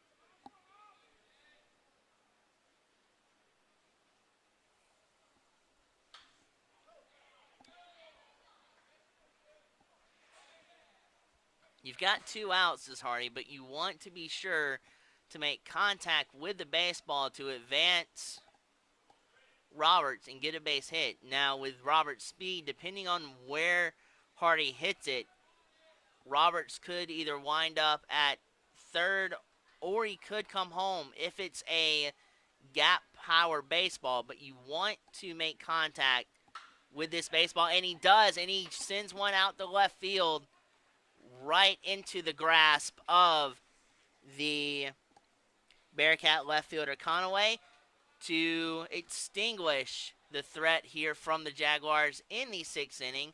So we mosey on to the 7th inning. The Jags cut the advantage down, only trailing by 2.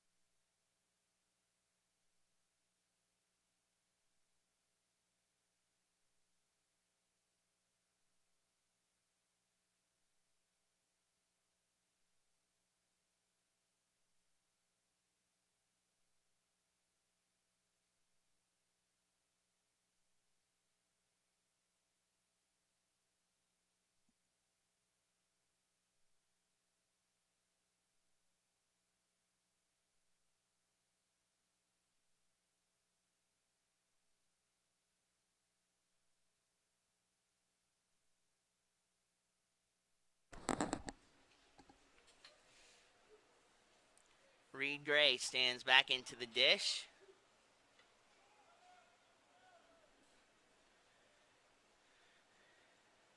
And his enemy, this at bat, is Joey Stillwell, who's still out on the mound.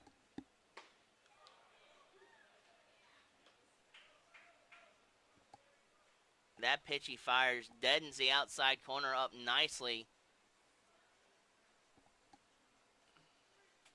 to work ahead in the count. Elevates that fastball. Released it a little bit early, and it rode up on him.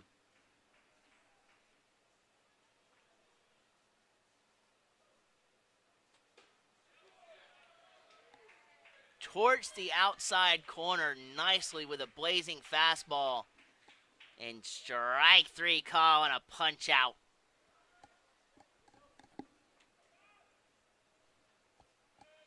So 1 down here in the top half of the 7th inning.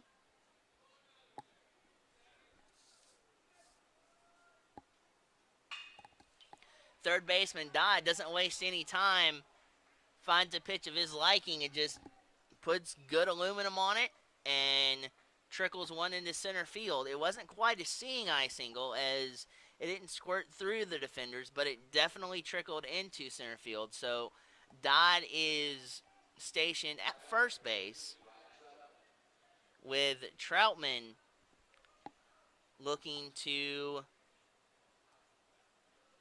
extend Dodd over to second base and extend the inning. There's a double play scenario on the table for the Jaguars if they can get a ground ball. Fastball outside corner, a little bit low, but the umpire said it just pegged the outside corner. Stillwell back at it again. Same spot, just a little bit higher, and that's bolted foul off to the right.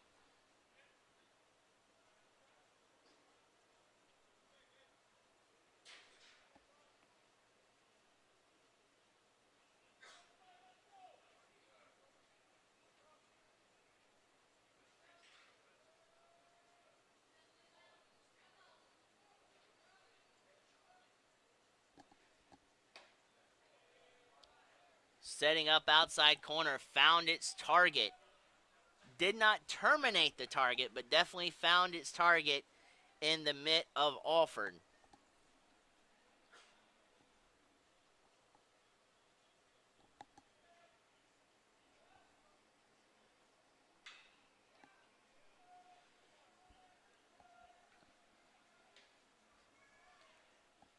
As Stillwell's enemy is still battling here.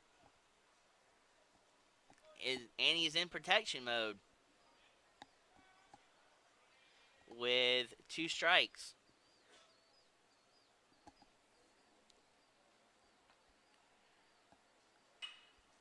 Stillwell fires a ball that is elevated to the right side and into the Bearcat bullpen. Had about 3 different Jags there chasing after that ball. Bogosian, Evans, and Lanford.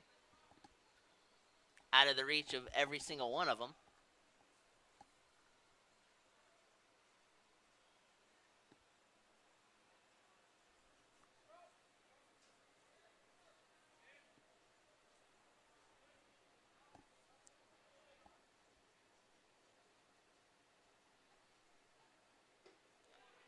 Fastball dives inside.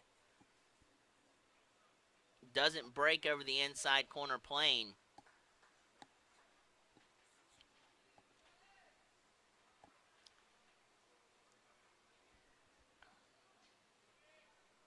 To set the stage for a 2-2 pitch.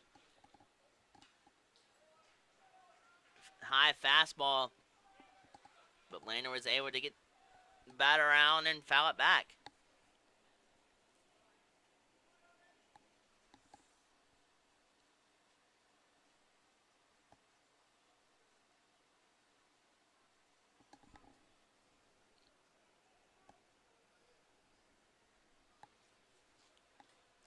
And Troutman got hit, it looked like in the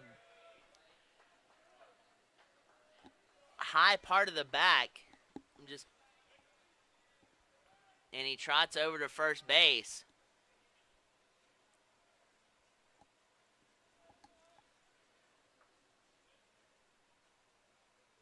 Stillwell's working himself into a jam. Even though he works into jams sometimes, he is able to settle himself down and close the inning out with no damage being done and work himself out of the jams. Let's see if he can do that here, or if Yeager, who is at the plate now, can apply some damage to Stillwell.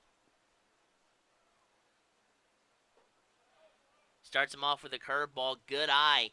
Good idea, though, to start him off with a curveball. Is a lot of hitters love starting off at bats with fastballs, but a good strategic pitch from Stillwell right there to throw a curveball to start the at-bat off.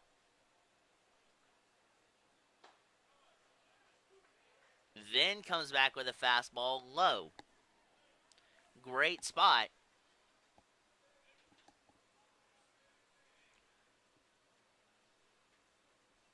And although he's fallen behind in the count, it does open up some spots for Stillwell to exploit.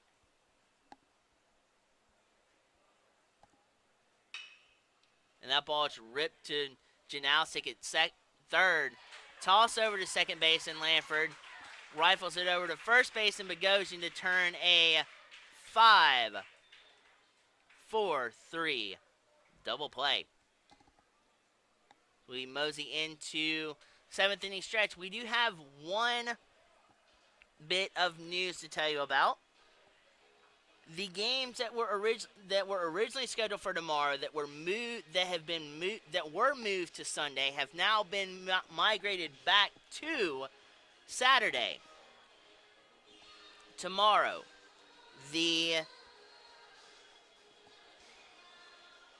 issue with that was that Lake Olmstead Stadium will be hosting a beer fest here tomorrow. So, due to the possibility of inclement weather Sunday, the games have been moved back to Saturday, and also have been moved locations to Aiken, South Carolina, and USC Aiken, the Pacers' home baseball turf tomorrow. The first game and first pitch will be at 3 o'clock. The second game of the double dip tomorrow will follow after that at 6 if the games do not go into extra innings. So, be sure to check out AugustaJags.com for all of the updated information about the games tomorrow. And also, there will be video, but the Jaguar Athletic Network will not cover those games tomorrow. The broadcasting squads of USC Aiken and the Pacers will cover the games tomorrow because of the way that the stadium there is calibrated. So they're going to cover the games, and they'll probably put them on their YouTube pages.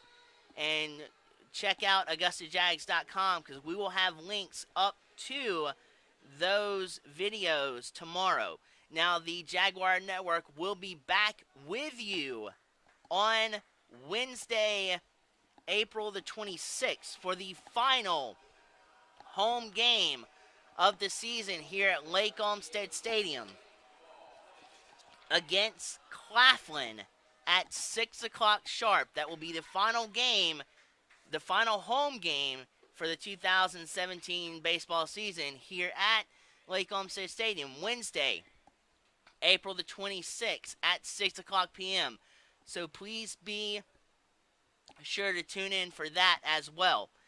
But as we stand right now, there will be video tomorrow. It's just it will be on a different channel, and we'll still have the links up to those channels on the Jaguar Network. So after we migrate out of the seventh inning stretch, we've got Jamal Cummings, who laces one to second.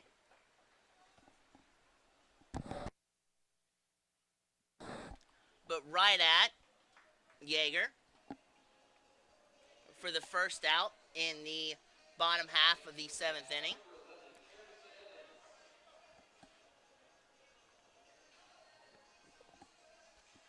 Got a little on top of that baseball and just barreled it to second there. But now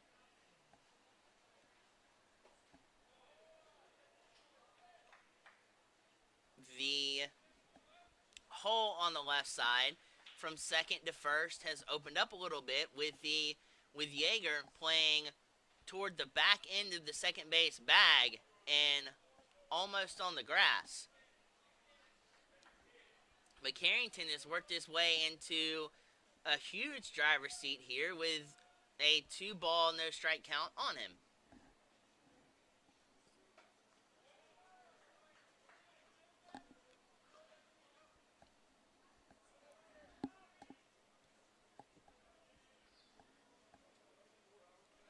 Well, Carrington, he waits on his offering. Too far inside as Carrington on 4 straight pitches does not take the bat off the shoulders, and for his effort, he is rewarded a 4-pitch walk.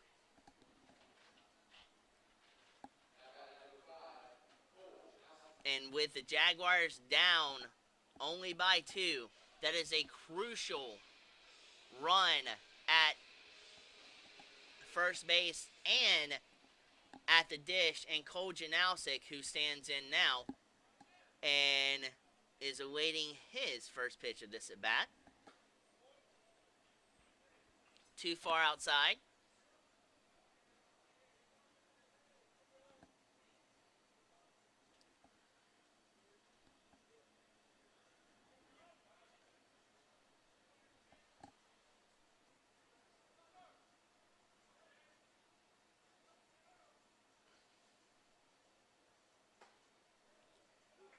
That pitch pierces the outside corner.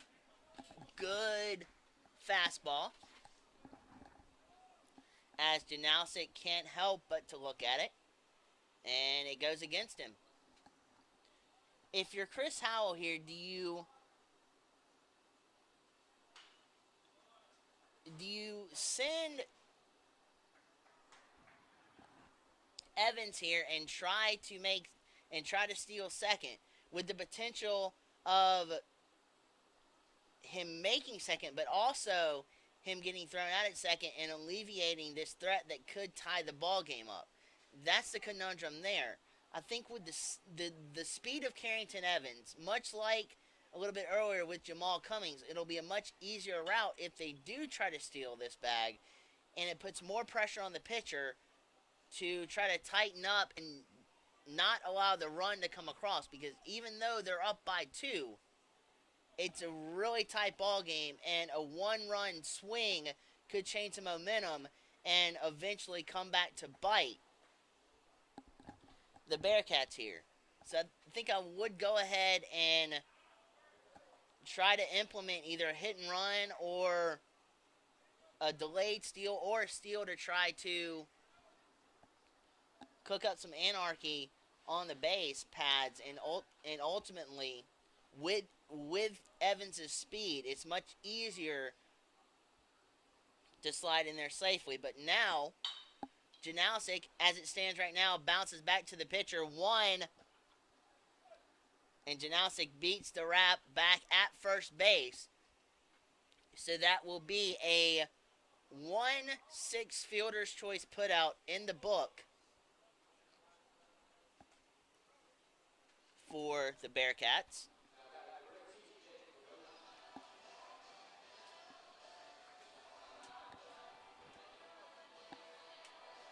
And Bogosian now still has an opportunity to light up the scoreboard here with Janowsic at first base, but you do trade off a speedy Carrington Evans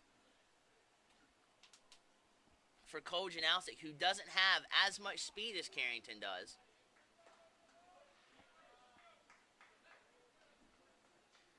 As it's now a 0-ball and 1-strike count.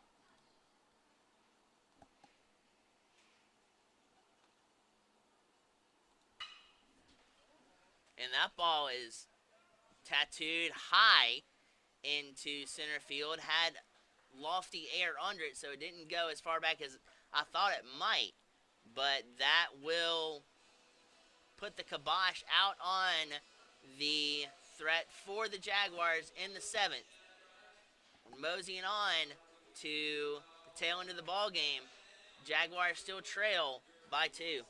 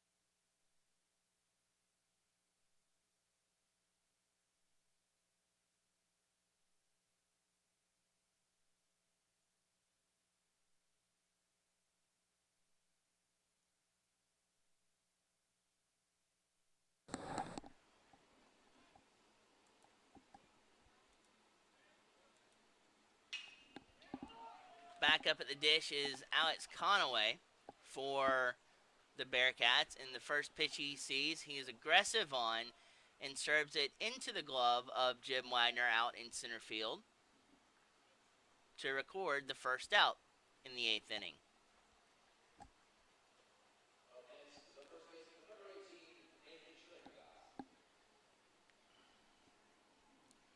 Schreckengoss now back into the box.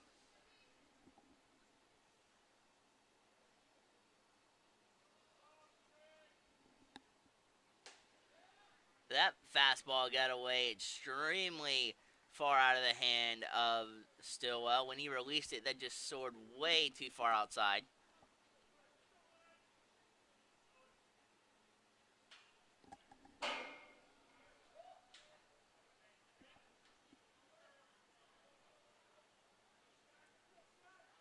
And that was a line drive back toward us that had some serious speed on it. When you can hear it ricochet that hard off of a trestle here and go back into the box seats here at Lake Olmstead Stadium, and you can hear the ping off of the structure, that is a hard and fast line drive. Stillwell comes back and connects with a strike outside corner.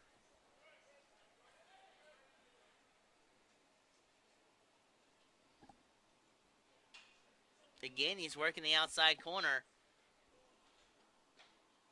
And Schreckengoss is a little bit late.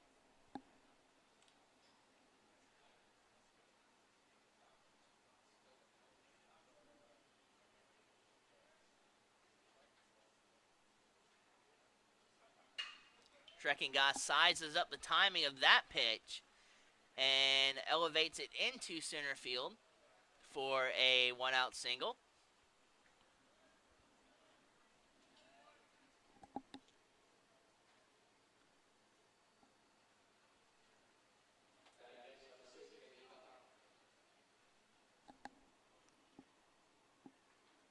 That will hand it over the plate appearance to Bell Connell.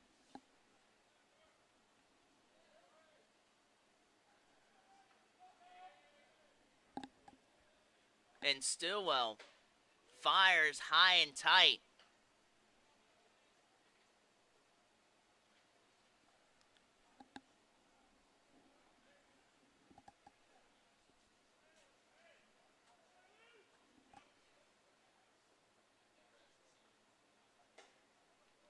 With another rifle, this time high.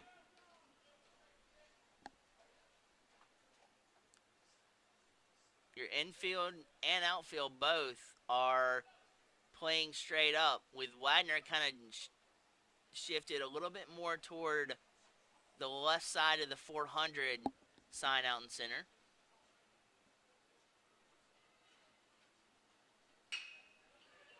And that ball is laced into left field. Great piece of hitting on the inside fastball.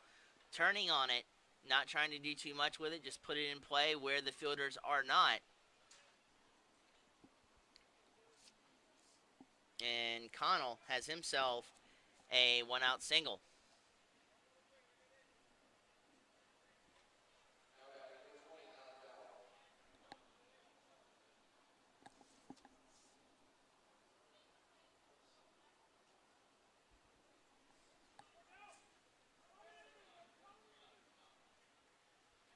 So you got runners at second and first.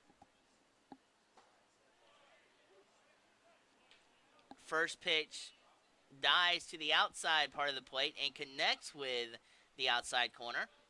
So you've got the first pitch as a strike, and Stillwell in control of this at bat to this point. Quickly evens it up, though, as that fastball gears more toward the shoulders and the neck of Alex Dowell.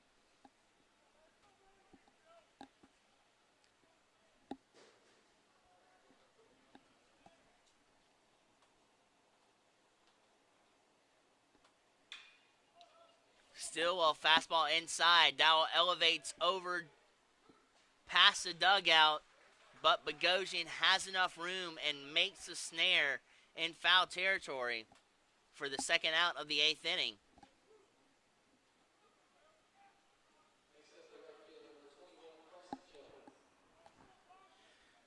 Carson Jones has his eighth inning chance come to life as he is standing in the dish.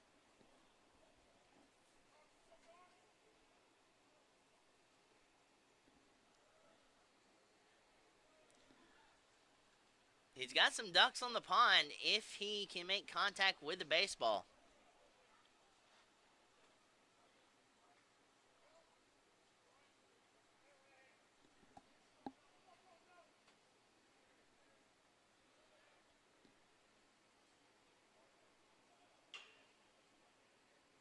He tries to fish that one out of the ground and makes contact with it, but just bounces it to the left side, foul.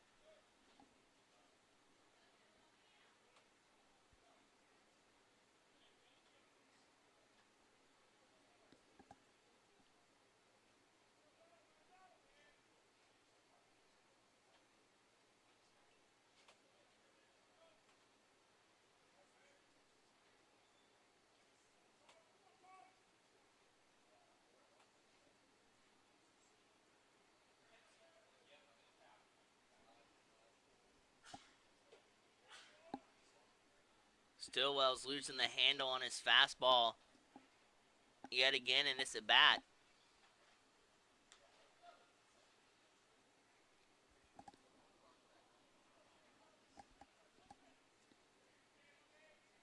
This time it sails too high for the strike. So it's 1 ball and 2 strikes. And that ball is tattooed into left field.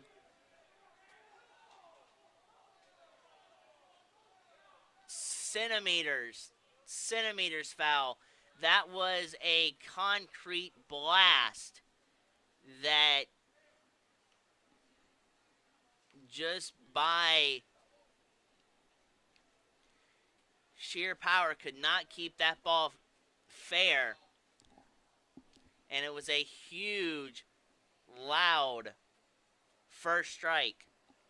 Or excuse me, huge, loud second strike. And with the bases loaded,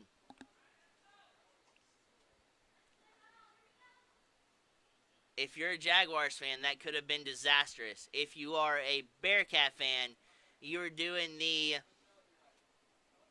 Carl Yastrzemski motion to keep that ball fair.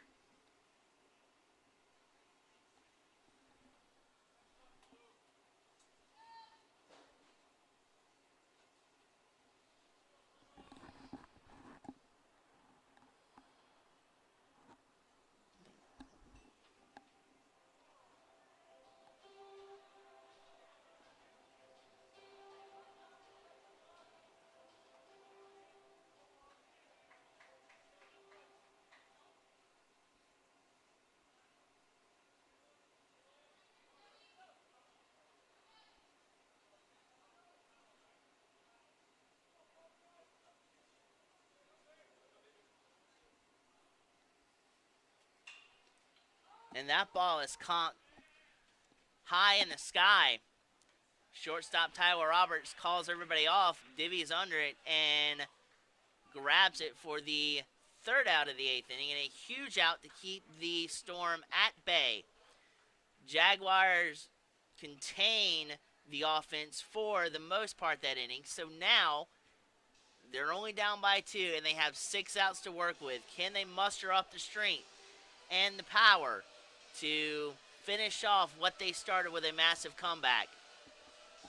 Shoot on back in here in the bottom half of the eighth inning to get the conclusion.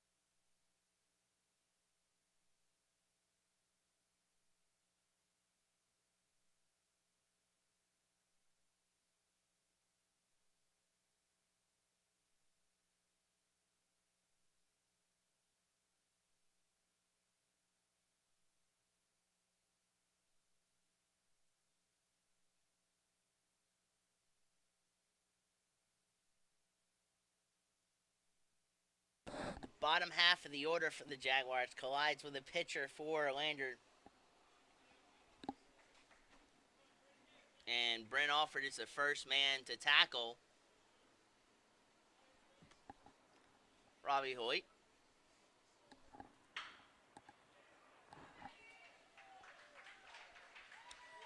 And the bottom half of the order gets the offense started with a surging single into left field over the top of the shortstop and in front of the left fielder. So now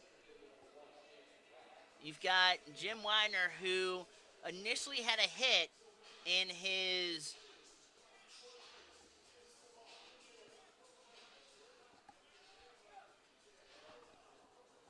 one of his at bats today, and you would hope to continue to see him put more contact on the baseball and turn those contacts into hits.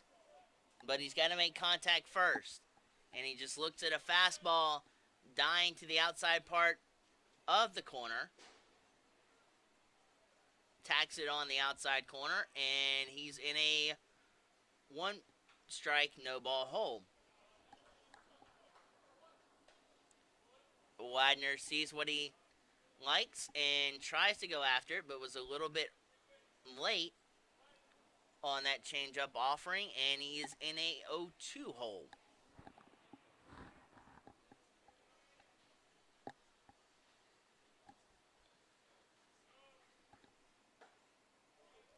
Lander maybe trying to save the bullpen for tomorrow's doubleheader. Again, those doubleheaders will be in Aiken tomorrow. At first game's at 3, first pitch at 3, second game is at 6, or about an hour to 30 minutes after the first game.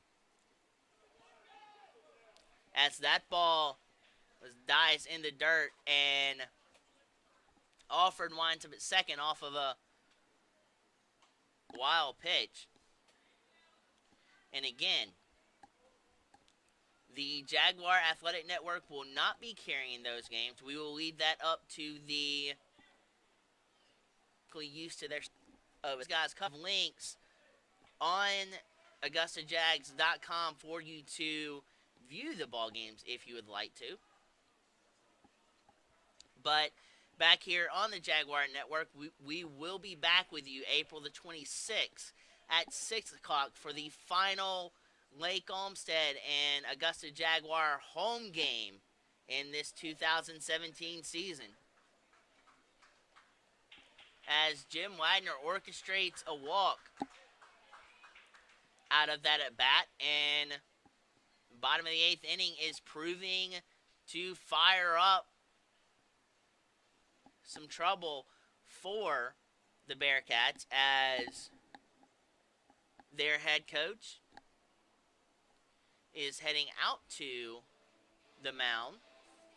And let's see if Jason Burke will decide to run to his bullpen, and he does institute a call to the bullpen, and we will tell you about the pitcher on the flip side of this break.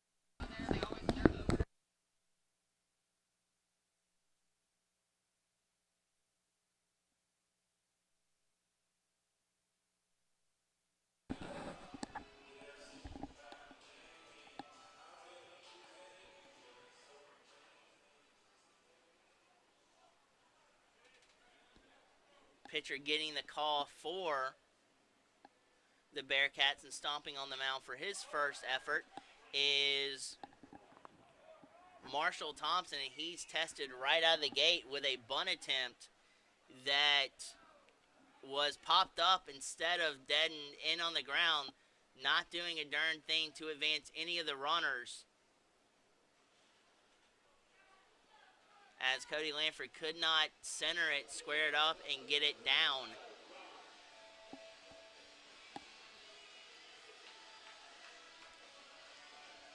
And now, with, believe, one out, Tyler Roberts is asked to continue the damage and maneuver the runners at first and second around.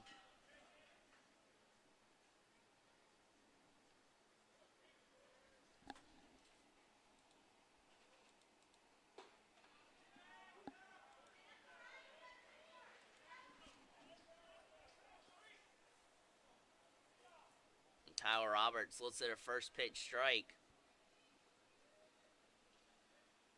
10-8 is your score in the bottom half of the 8th inning. The Jaguars' offense has come to life in the latter part of the ball game. About the 5th or 6th inning, they scored a total of 6 runs to elevate their total to 7, but they were still trailing after that affair.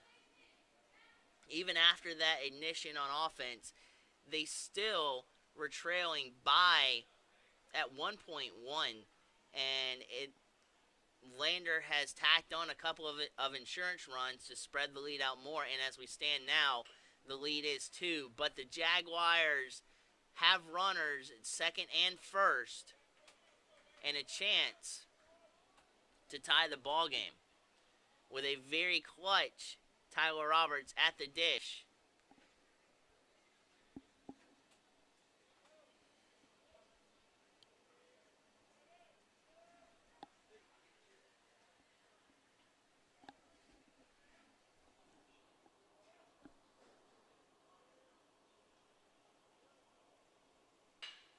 And that ball's laced into center field.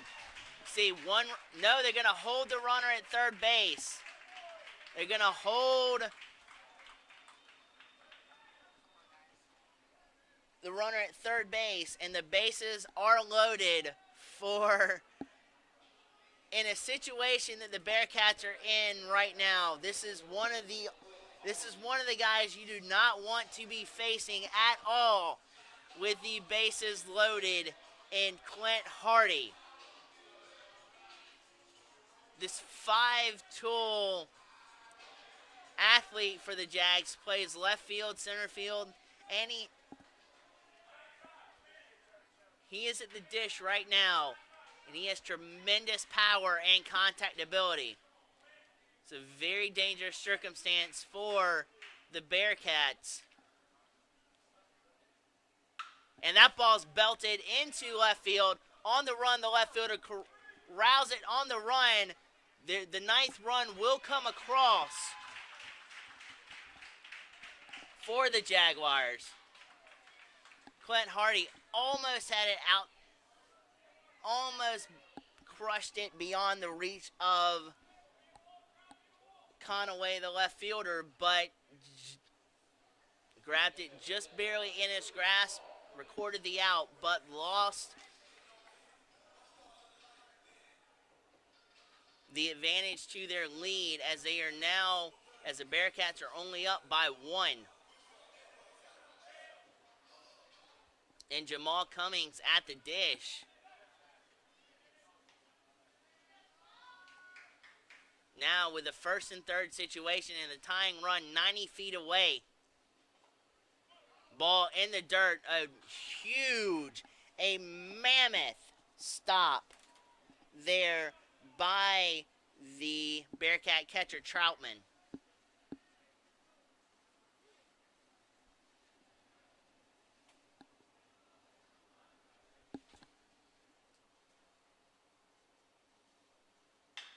That ball's chopped to second. Reach back. And The second baseman did not cover second base. The first part of that problem. And that forced a throw to first base to try to fire out a huge speedster, arguably the fastest man on the Jaguars team, in Cummings, who beat out the throw from the shortstop, and that ties the game and puts a stamp and a kibosh on the comeback, tying this ball game up at 10. Now the comeback is put the kibosh on. The Jaguars still have a chance to garner the lead for the first time in this ball game.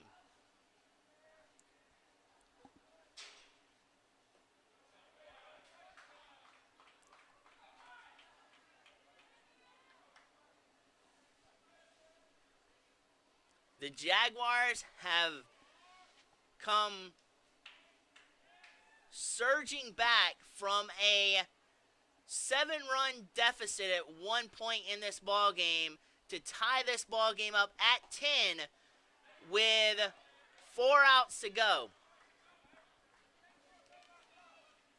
And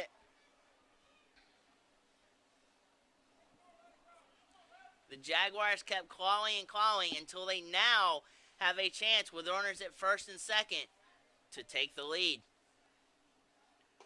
Carrington Evans takes the first pitch inside, second pitch inside again. Not the same spot, but the same result, with Carrington not taking the bat off the shoulders.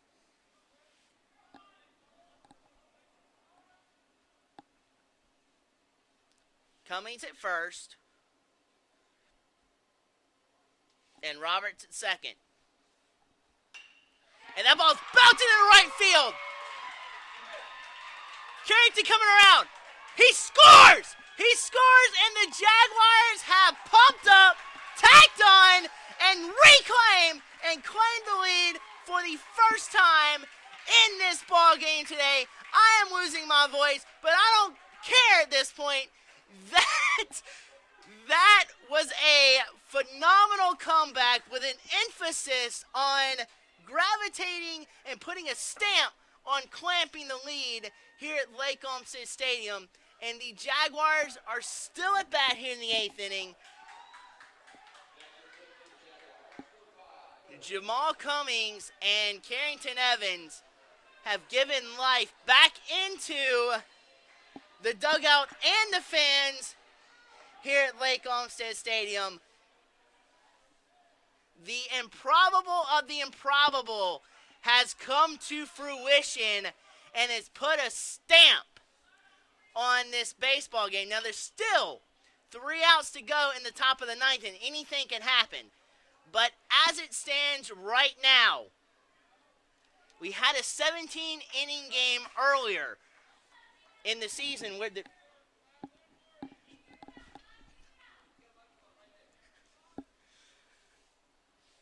Jaguars came back and exerted force and tied the ball game up at least 4 times.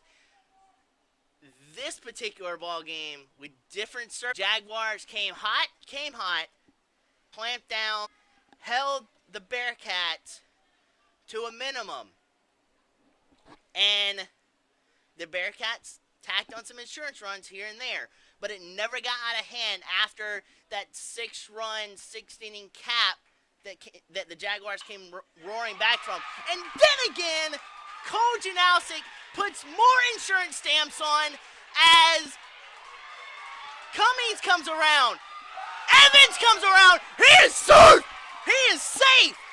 And the Jaguars have unleashed here in the 8th inning, coming back, scoring the 10th run and applying even more pressure with 2 more runs coming across.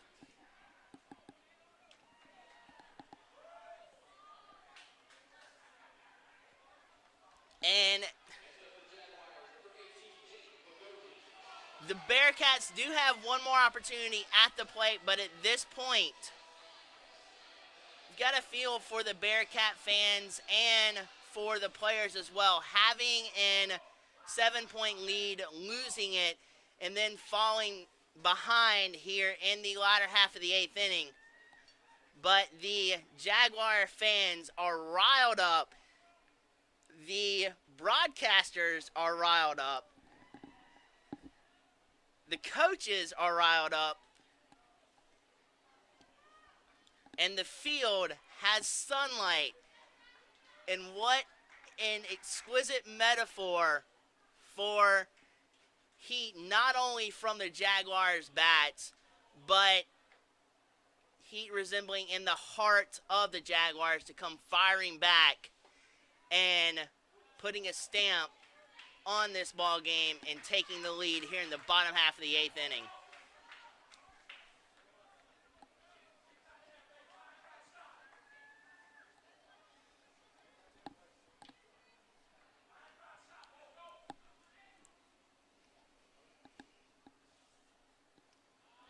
And Bogosian swings at the third strike, and that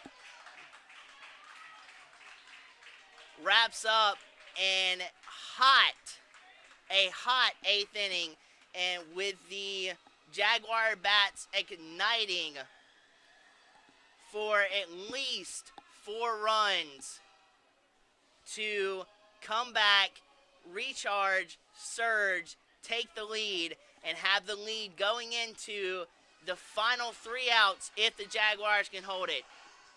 Fans, come on back. This game is absolutely amazing. Come on back and see the results of how the 9th inning turns out.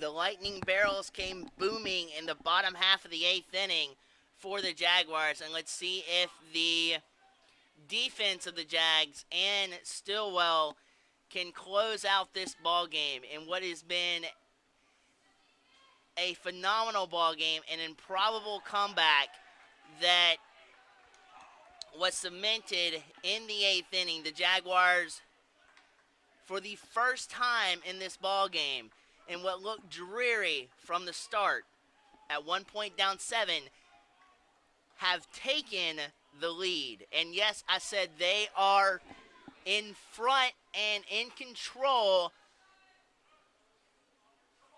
heading into the 9th inning, 12-10.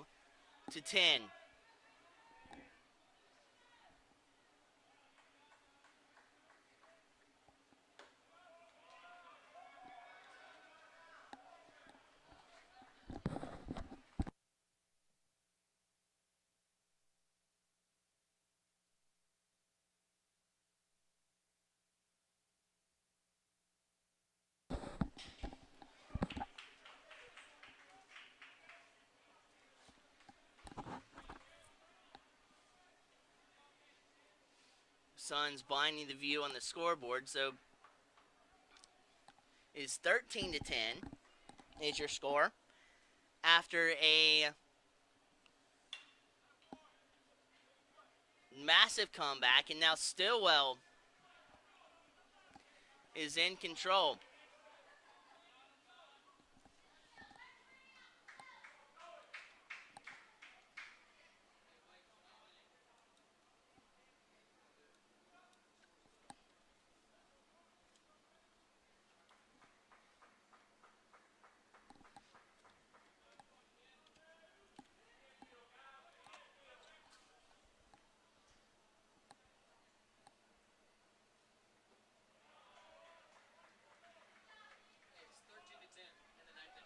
Gotcha.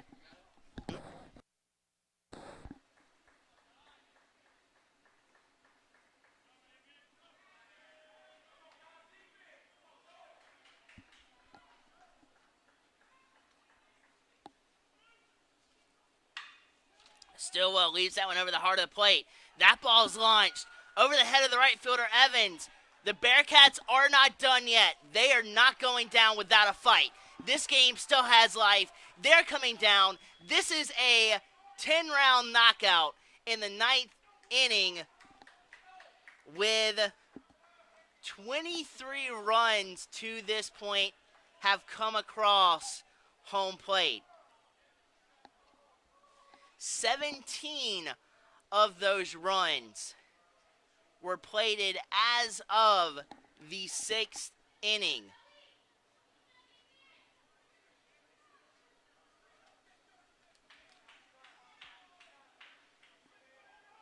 You want to talk about offenses coming to life. Ladies and gentlemen, this has had offensive explosion written all over this dandy of a ball game. It's been a little bit chaotic and rough at times, though, too, as there has been 4 errors on each side. Or, excuse me, a cumulative of 4 errors, 2 errors on the Jags and 2 errors on the Bearcats. It's been tough at times, but this has ultimately been a championship round, or a champion's knockout, with both squads slugging it out. Now, I say champion, both of these squads are playing like they are champions this game, but they are clearly out of the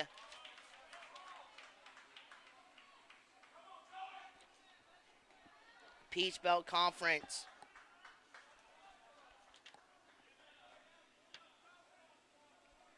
Standing as of now, at least Augusta is at this point. Lander still has a shot at making the playoffs, but this game has been an explosive knockout, drag-out fight that just recorded the first out in the ninth inning with a powerful fastball that blazes by Lander to record the first out of the ball game.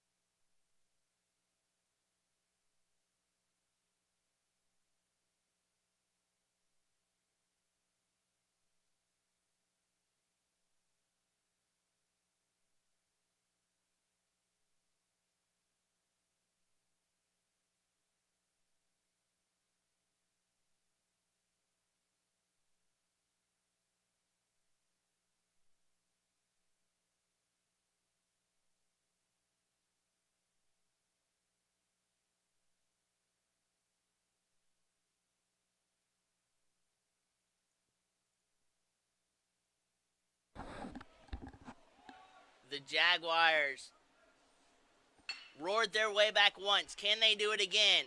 Brent Alford, great sign, leadoff double into left center field. Finds a pitch he likes and crushes it to left center field and finds himself with a leadoff double. And that gives off to Jim Wagner.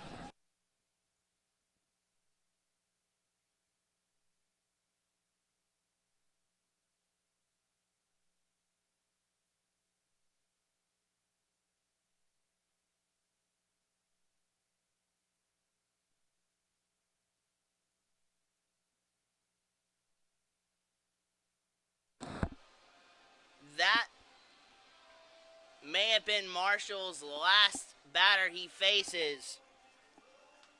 And indeed, it will be as Marshall Thompson exits with the Jaguars 180 feet away from retying this ball game.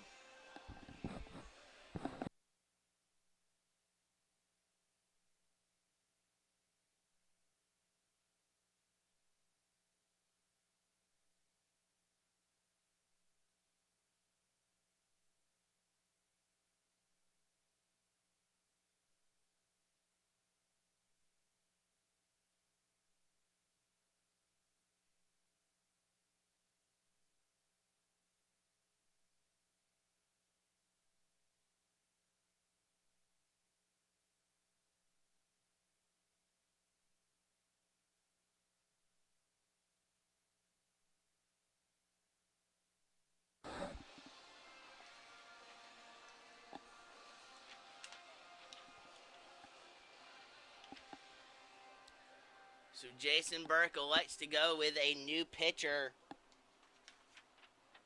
Witt, on the mound.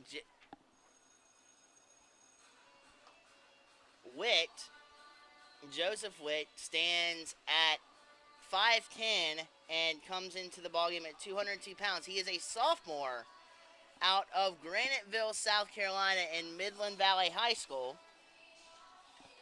Out there, he comes in a massive spot with a runner at second, the tying runner 180 feet away from home plate. Witt is displaying a 3.93 ERA in 20 appearances.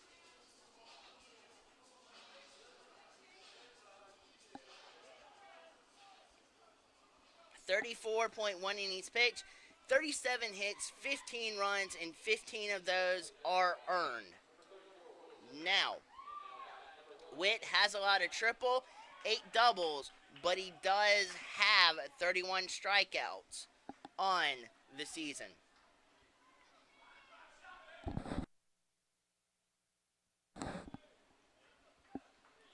So that will hand it off to Jim Wagner with nobody out in the 9th inning. With the shortstop holding Alford on at second. They're covering up the hole from second to first, but it opens up a massive hole in the center of the diamond from second to short. And then with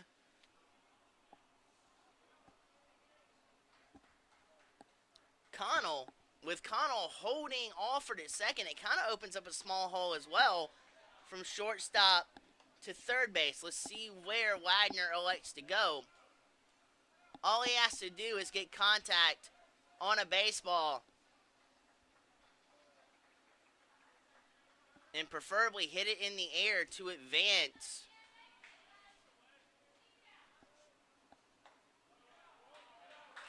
Preferably hit it on the ground on the right side to advance Alford. As Wagner has now looked at 2 balls and swung at 1 strike.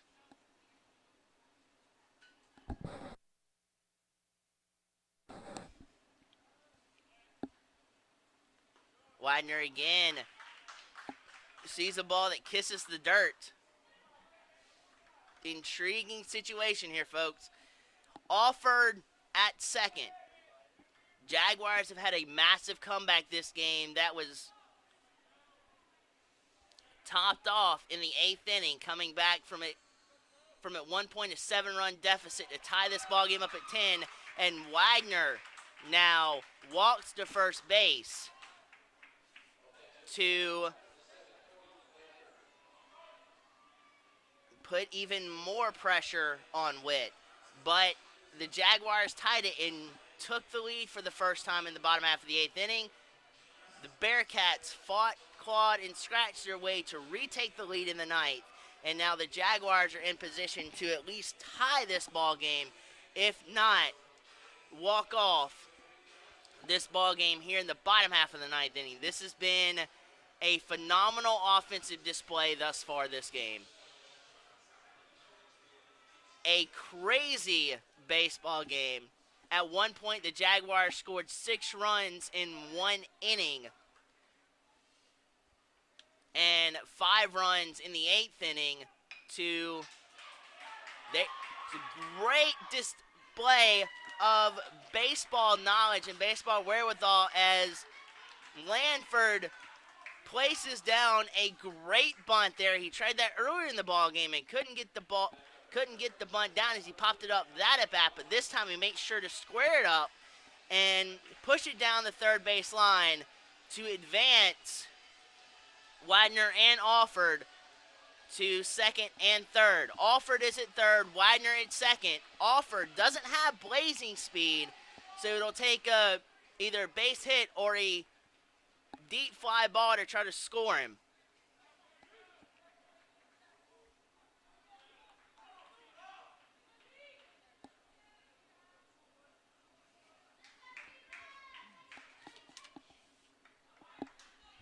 There's 1 out in the bottom of the 9th inning.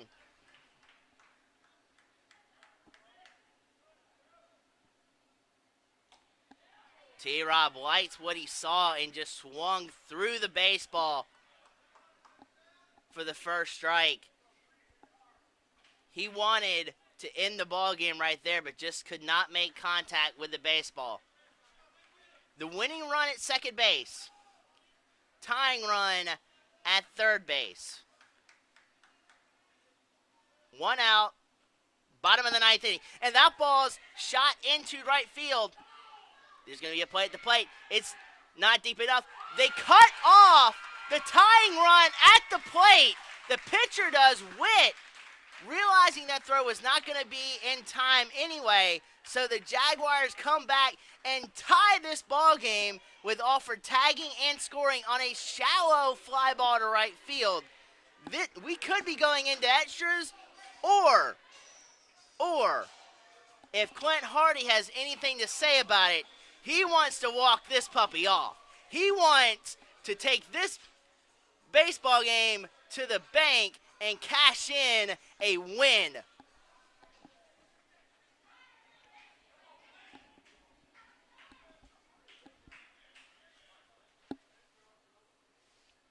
Witt comes set. They're intentionally walking Clint Hardy to pitch to Cummings. Last year, Cummings was very clutch in pinch hit situations with runners on base. This year, he's kind of fluctuated a little bit with runners in scoring position, getting most of the starts this season.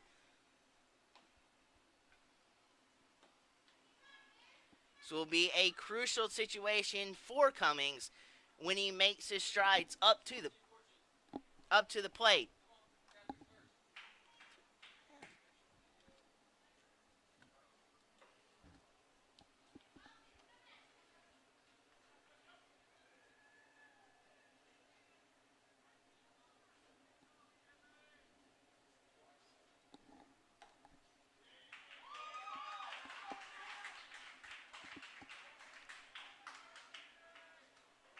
And Clint Hardy takes his free base over to first base.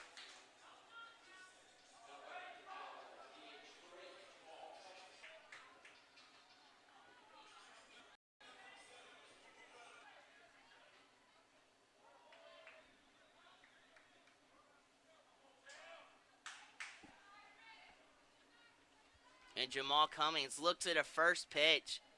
Fastball outside.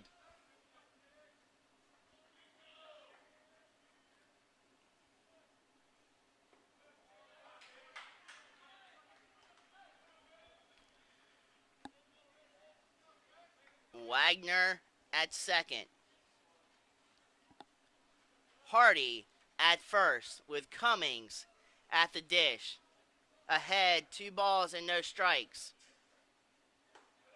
3 balls and no strikes now to Cummings after a fastball escapes Witt.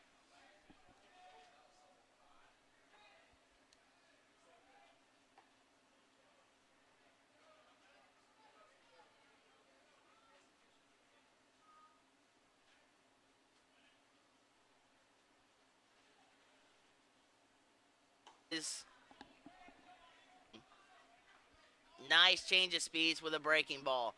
The game is now deadlocked at 14. There's been 28 runs scored in this ball game in 9 innings. And that fastball nips the outside corner.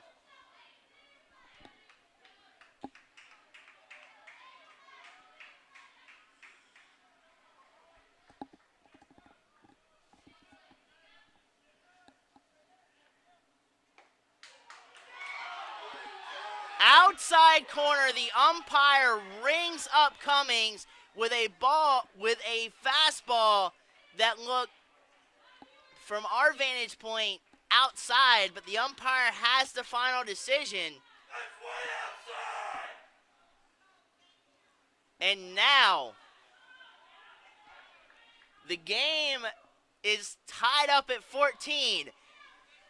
Who would have thought once this game started, we would be migrating into extra innings?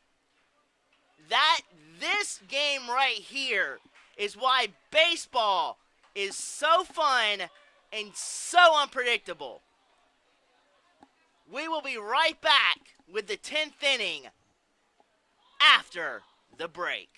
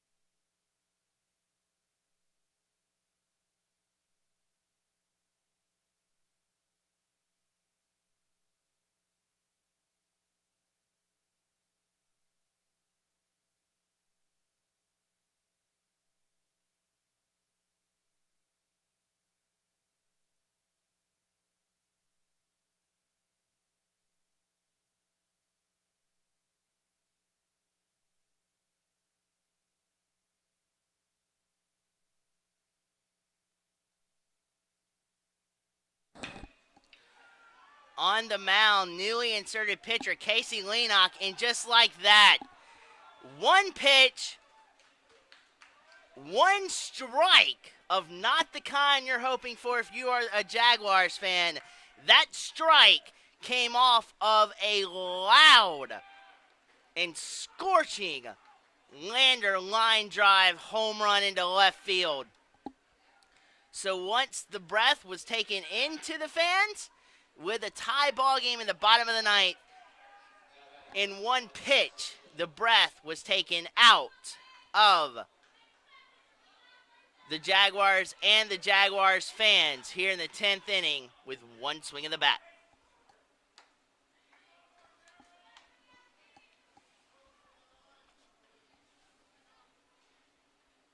Casey Leenock, who just gave up the home run, is into the ball game for the Jaguars. And that's popped out to third base, and Janowsic roaming around out there does a circle to corral that out.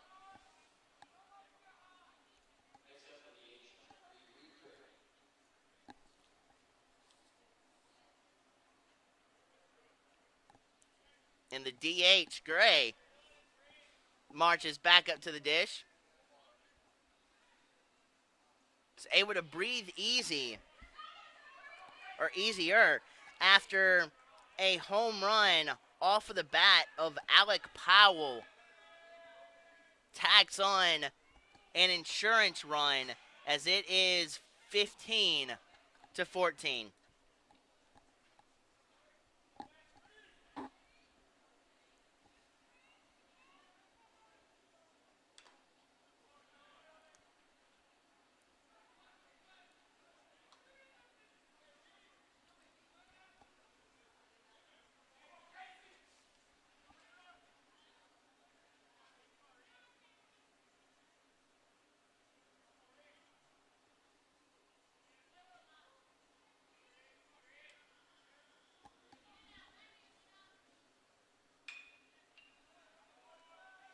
And that ball is catapulted foul. Off of the bat of Gray. Over to the right side.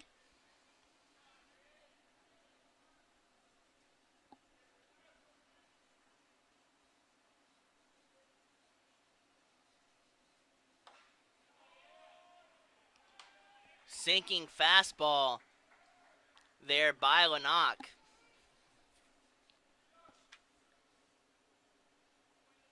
Sees its way into the dirt for the second ball in an even count at a 2-2 at bat against Reed Gray. And we'll reset and do it again.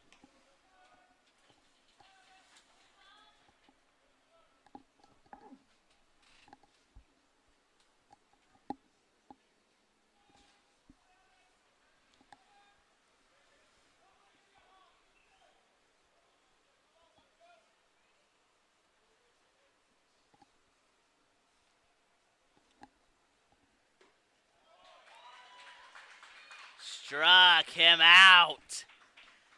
Change up, bit down and in on Gray. Had him swinging over the top of the pitch. And it is 2 outs in the 10th inning.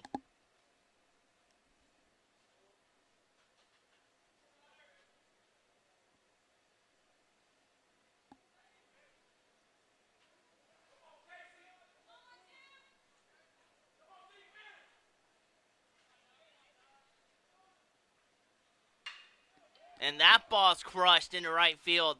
Evans almost lost his footing, but recovers in time to make the snap out in right field. So the Jaguars, as quickly as they tied this ball game, have to score again in the bottom half of the 10th inning to continue playing in this dandy of a ball game. We will be back with the bottom half of the 10th inning in a minute.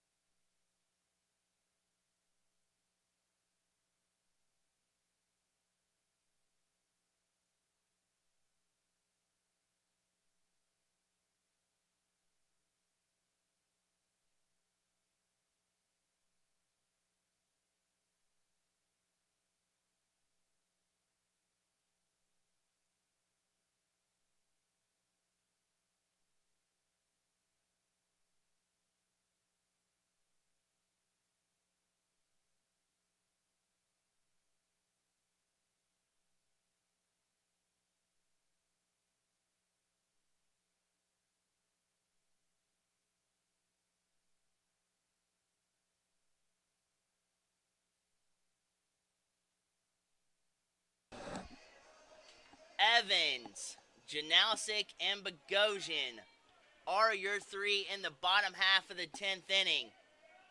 First pitch is a strike, nailing the outside corner from Witt to Evans.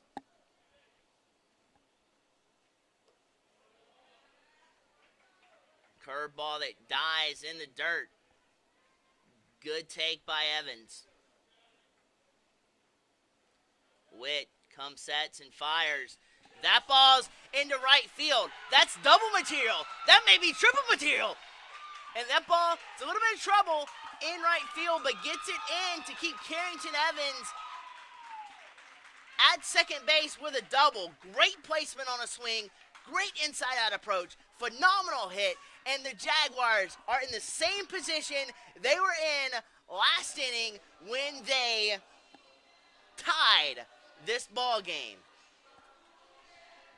We said before, Lander would not give up and keep fighting, and they reclaimed the lead. The Jaguars are not surrendering. They are not letting this game go without a fight.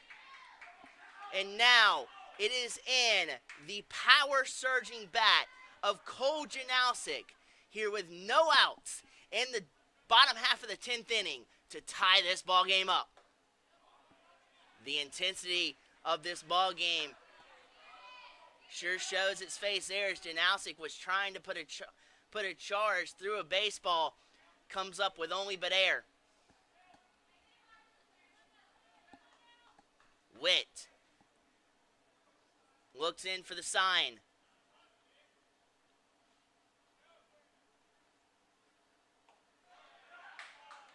A floater floats too far outside, and it looked like a changeup that floated too far outside there.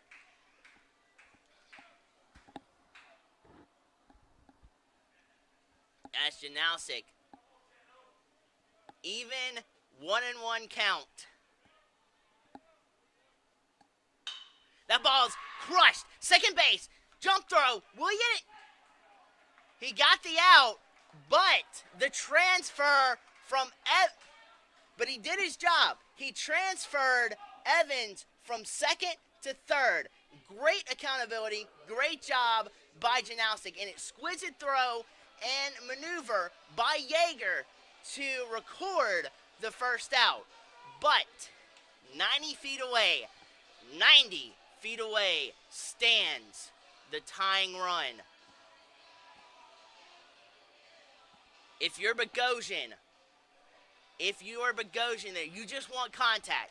You just want contact. If it's contact in the air, you want to get it deep enough to score the run. If it's ground contact, depending on where it's hit, you'll take off with the contact, but you hold to see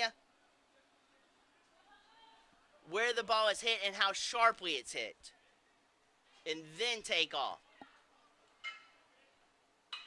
That ball's hit to third.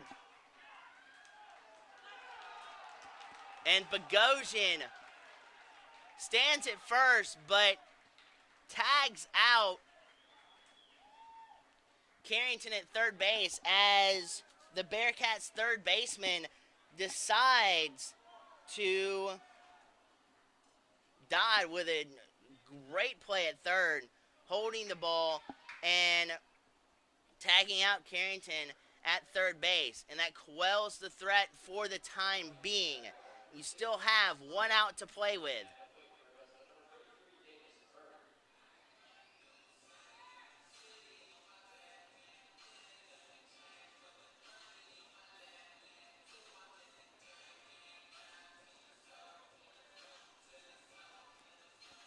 Anything inside in that scenario, you're turning on. And where Bogosian was in the right-hander's batter's box, anything he turned on was going to go to third base. He just hit it too sharply to third. And Carrington was caught in no man's land, and that's where they tagged him out.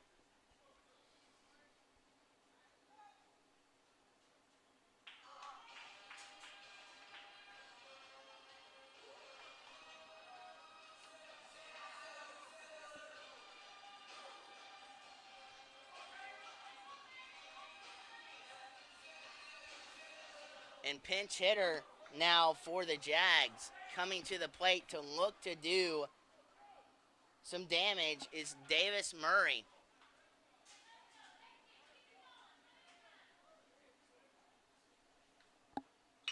And that ball's ripped. First pitch aggressive. How do you do baseball? First time into the ball game. Rips a single. Past second and into right field.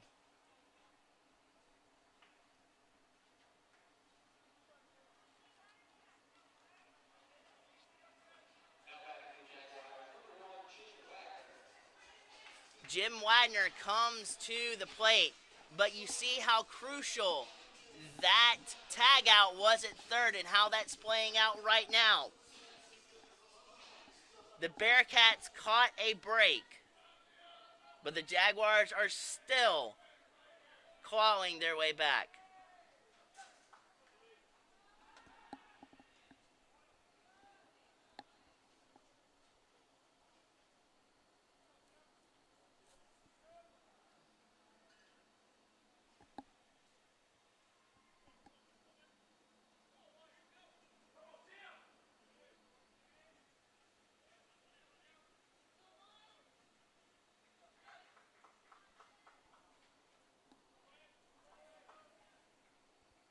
Jim Wagner stares at a ball outside.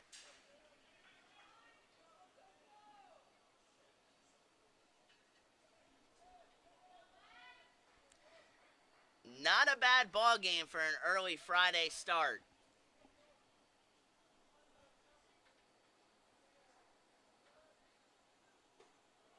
Fastball is outside, almost in the dirt from Witt.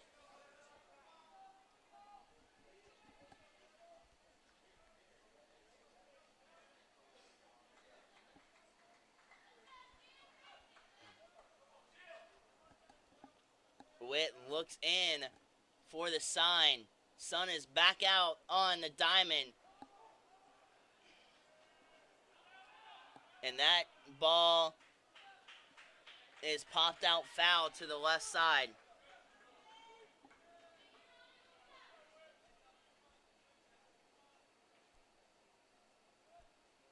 You're down to 2 outs.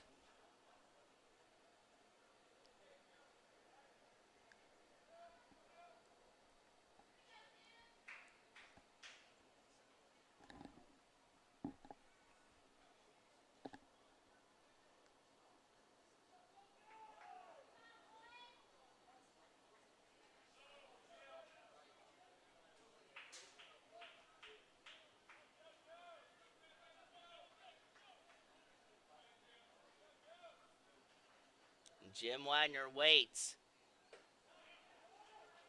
Swinging at a strike high is Wagner.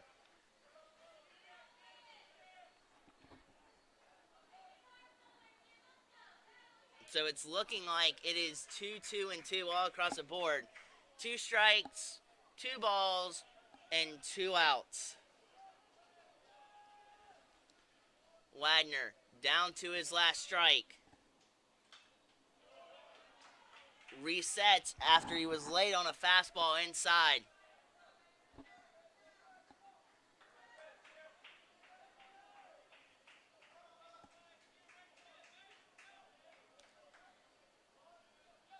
This game has had unbelievable moments after unbelievable moments, and it keeps getting more intense as the innings go on.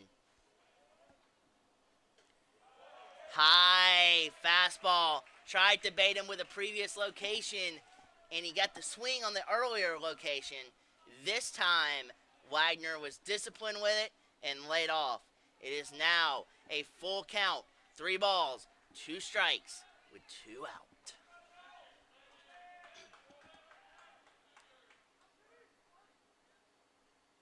Wagner, again, inside out it. Fouling it back, staying alive.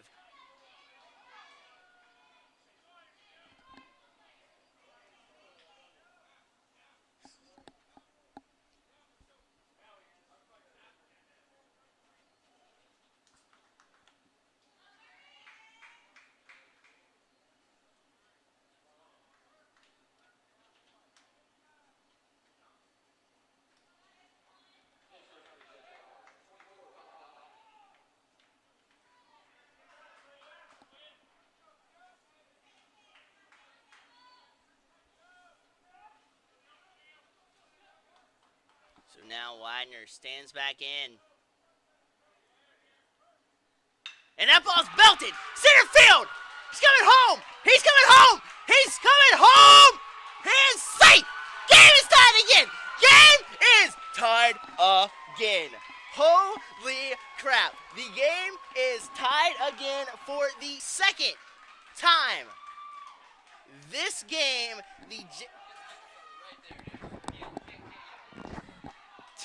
for the second time this game, the Jaguars have tied this score up.